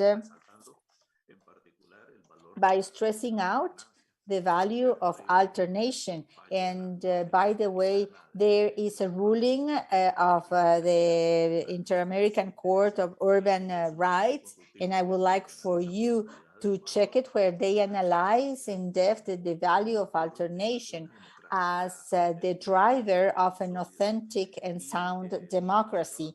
And Rafa was closing by remembering us that more than any institution, the action of the EMBs is to provide continuity and to preserve those principles and to make effective the political rights of the citizens. He also mentioned how some of the allies for a democracy to work properly by respecting their principles were the political parties, citizens groups, and sometime the unions, but obviously the era that we are living at, or the age that we are living at, has been dismembering these political actors, so stakeholders. So it's necessary to rethink who could be beside or close to the EMBs on preserving these values. And if I mention the political parties, well, it would be great if we achieve to be as sound as the European political parties. Social collective, as Rafa mentioned, for example, the right to attract those who have been abstaining and from voting, and to invite them to reinforce this operation of a policy, the influencers that may reach other audiences by other media, and very interesting, women and how all this empowerment process of women, their political visualization could be also an element or a contributor for to make democracy more dynamic besides these electoral bodies. But of course, for those, the EMBs have to remain sound. And Rafa was mentioning one of the great risks, which is to infiltrate them by assigning people that are not very committed to the integrity of the EMB. And that is why to remain sound in their internal consensus and administration is quite important. Well, after having heard these three excellent presentations, I think that we have time to do a second round. I can't even give you all the questions. These presentations have been so enlightening, but there are some words that are important. Credibility to provide legitimacy.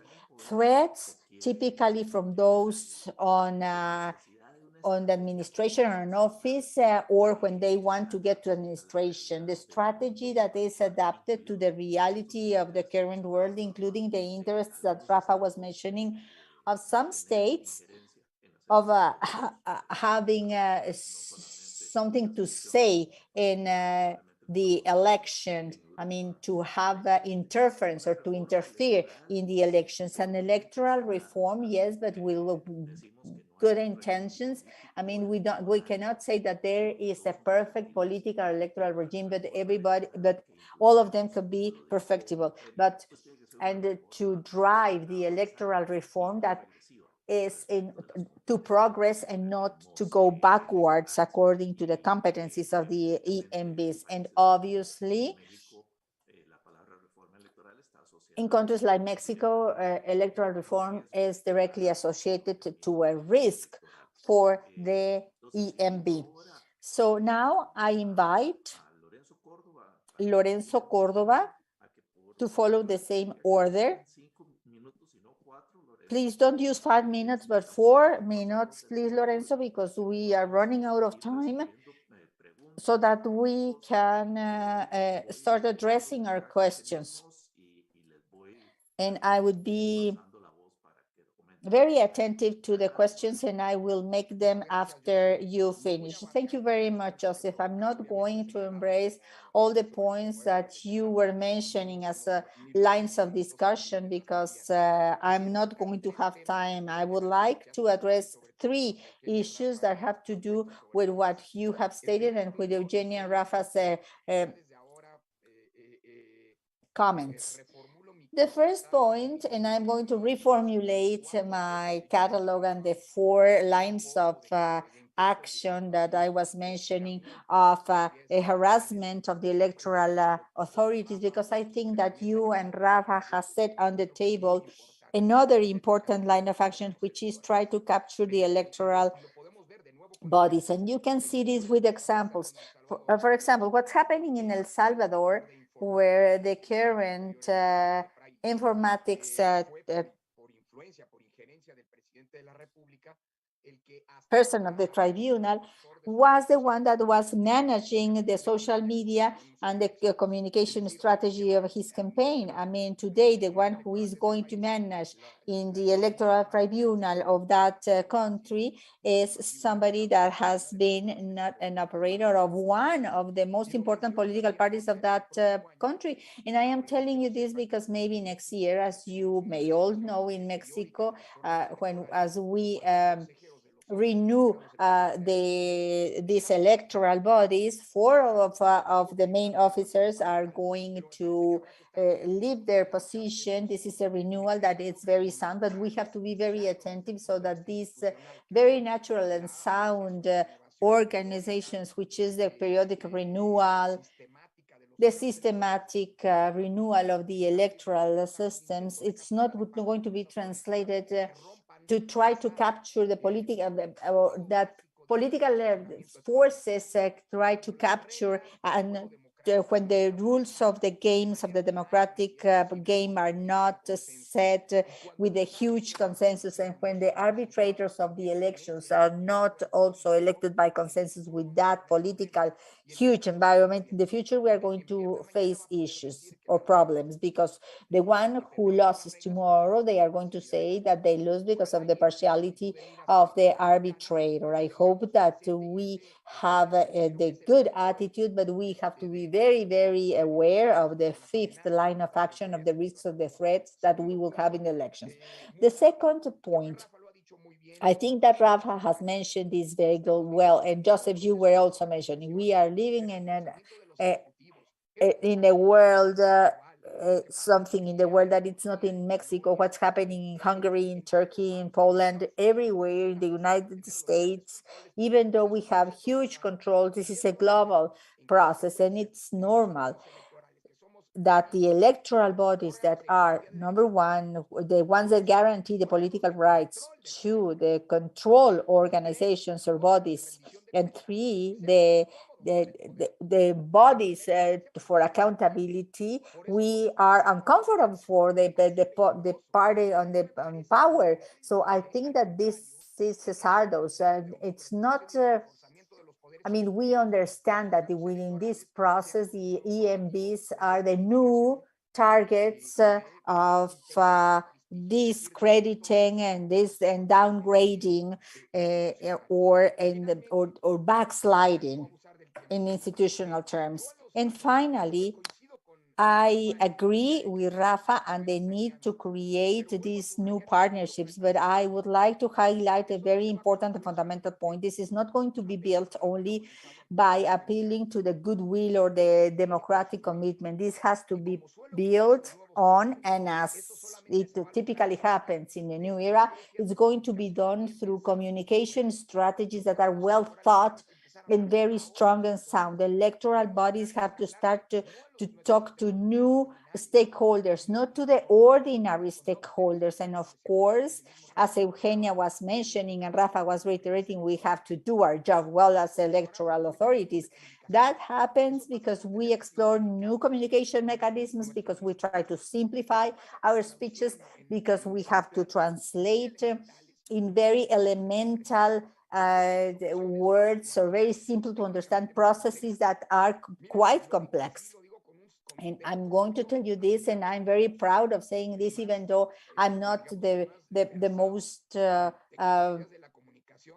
knowledgeable about IT or social media, but INE with a successful to a new platform, which is TikTok.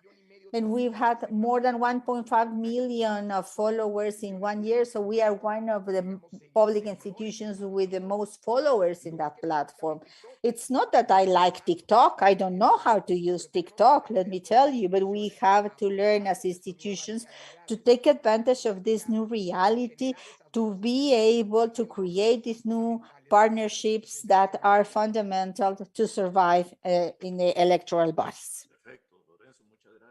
Thank you very much, Lorenzo.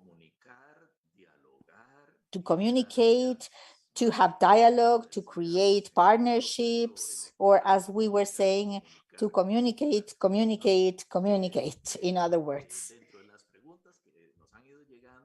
We have some questions, and there is one which is referring to the procedures of citizen education, if we can have or create more interest in the voters of democracy. And Eugenia, I know that you love this topic, so I am going to give the floor to Eugenia Zamora so that in 4 minutes you can refer to this topic or to any other topic that you would like to mention and the speeches that we have heard. Thank you very much, Joseph. Can you hear me well? Okay. I had some other additional topics that when Don Rafael was mentioning, I remember about this. So before answering about the education or the citizen education, one of the topics that I would like to address is that, as Lorenzo was mentioning, the pandemic that has been really a terrible milestone for all the countries. We don't have where to hide everywhere in the world. The truth is that the effect on women has been specifically severe. The Inter-American Commission of Women has issued on a permanent manner some communications where they have shown how violence, specifically when the lockdown was most important, increased the domestic violence. But if Latin America has progressed a lot in the political rights of women, specifically, this has to be translated in a political representation, an equalitarian political representation in the case of Mexico, in our case, with some gaps there, like, for example, the municipal executives and all the municipalities. That's not the average of all the region, but moreover, the figures, I think that women, the management of women that are participating in the parties, the politics, and then in the politics of the state, and the management of the media, in this case in Mexico, and I think that the UNPD in Mexico also did something to measure, and the levels of violence were very, very, very high against women, different type, I mean, psychological violence. We have awful cases really in such a way that it's not only formal equality regarding figures, but we also have to take into consideration that all the political women, we still have lots of way to pave in Latin America. Thank you very much for reminding me this, because this was something that I was pending to mention. And I'm mentioning this to you not only because it's my vocation, but it's always something that I would like to address to something that, for example, Rafa was mentioning, we are half of the population of the planet. And when you were mentioning in the international idea how a democracy without women has a deficit, and there is a huge gap, a huge debt that we have to cover, to still cover. And I would like to add something else, and this is not my idea, and I was talking with Lorenzo and Manuel, and in this second round this afternoon, which is very difficult for all of us because we are in an electoral runoff and by closing the polls, and something that is very important, and they also mentioned that, is that we don't have to forget external partnerships. Many times we have participated as members of the EMBs in meetings where we invited, for example, a member of our collegiate, and we thought that it was better to invite other people. So depending on the concept that we were supporting in a horizontal cooperation through Capel, who is our secretariat from Joseph and their team, but he was mentioning like a kind of Venice Commission, but at the Latin American level, because besides all these partnerships and alliances that Don Rafa was mentioning, I am proposing, and I should say that in my election, it was impressive, the congratulations of women and men, of course, but it was very interesting. Men were, okay, your election was magnificent, etc. Congratulations. And women were saying, you are our president, you are representing us. So this has instated a huge burden on me, because we are exploring right now, even with several groups of NGOs and women NGOs, a huge meeting in order to listen to them, what they would like to receive from this court, and which areas are out of our competencies. Of course, we feel an obligation with those different women groups to make a partnerships. But external partnerships are very, very important, because we can have some support, and also the internal participation is important, because the attack is not only against the EMBs. We also talk about this that day, but as you can see here, they are against other control bodies, like for example the judiciary branch. So the importance of stop working one against the other by taking away or assuming competencies, but by joining efforts in order to be better and to look for these international partnerships. Sometimes this international support for a certain political moment is paramount in order to be able to attain them. I don't know if this is going to be a Tlatelolco Commission, but I thought that this was important to mention. Now, and regarding the citizens or the civic education, the groups are very different. The work that you can do, for example, with children in kindergarten or in elementary school is very different from the ones that you do with the students in junior high or the high school, or the universities and the colleges. And the same happens with the groups of the civil society. Those communications have to be different, because the classical ones are very clear for us, but they are very boring for those that are 15 years old. And also another has to do with the National Institute of Women. We work very close with the student government of elementary school and high school. And in elementary school, for example, there are candidates, women and men, for each one of the classrooms and for the students board.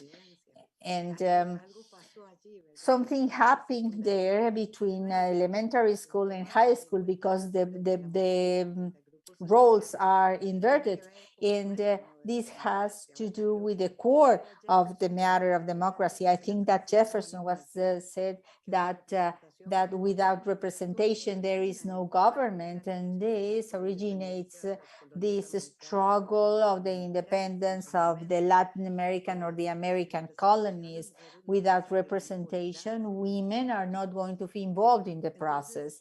So, in civic education is paramount. The other day in a forum a few days ago, I was questioning the way that civic education is being taught in our country. And I've lived this by myself when my children were small. Right now they are 25 years and they are twins, but I was trying to help them when we were studying in physical education. For example, we have to learn by heart 130 state institutions, what were their names, what were their acronyms, and 4 or 5 of their goals that they should meet. I don't remember that I have never had an exam, and not even in the master's degree, the exam. So I think that we have to reformulate this, to change this. Otherwise, it's going to be a huge effort for the electoral and the education system, but it's not reaching the goal that we would like to have, which is precisely to help creating an aware and informed citizen. I think that this is very important. This is a constructive criticism. The truth is that this is fundamental, but the study of Ronald Amparo is telling us, indicating us that it has to begin before the formal educational process. And the other one is how to reach the huge women and young people that are not participating in social organizations or that are not in the formal education system because of the different reasons that Lorenzo was mentioning at the beginning. There are huge amount of population that are excluded from education or the jobs or etc. So how are we going to reach all those groups that are very important? I don't know if I went over the 4 minutes. Thank you very much. Well, first of all, Eugenia is rescuing the pandemic issue that I was not mentioning of the presentations, but the way and how this is damaging the more vulnerable by setting trends that are going backwards, and the repression that are working amongst young people. But I would like to highlight and stress out specifically the solidarity, the interinstitutional solidarity that we may have. In Latin America is where we had the Association of Electoral or the EMBs, and this is where we have had the hugest exchange from the technical standpoint, so that the progress of one are benefiting the others. And here is when I can see that we owe more to Eugenia Zamora, more than the history is going to acknowledge. But I think that she is a person that in the very decisive moments, she took a position in order to define the position of the EMBs in this part of the world. Thank you very much, Eugenia. And finally, Rafa, you only have 3 minutes. I am very sorry, but there is a question that maybe it's good for you to start.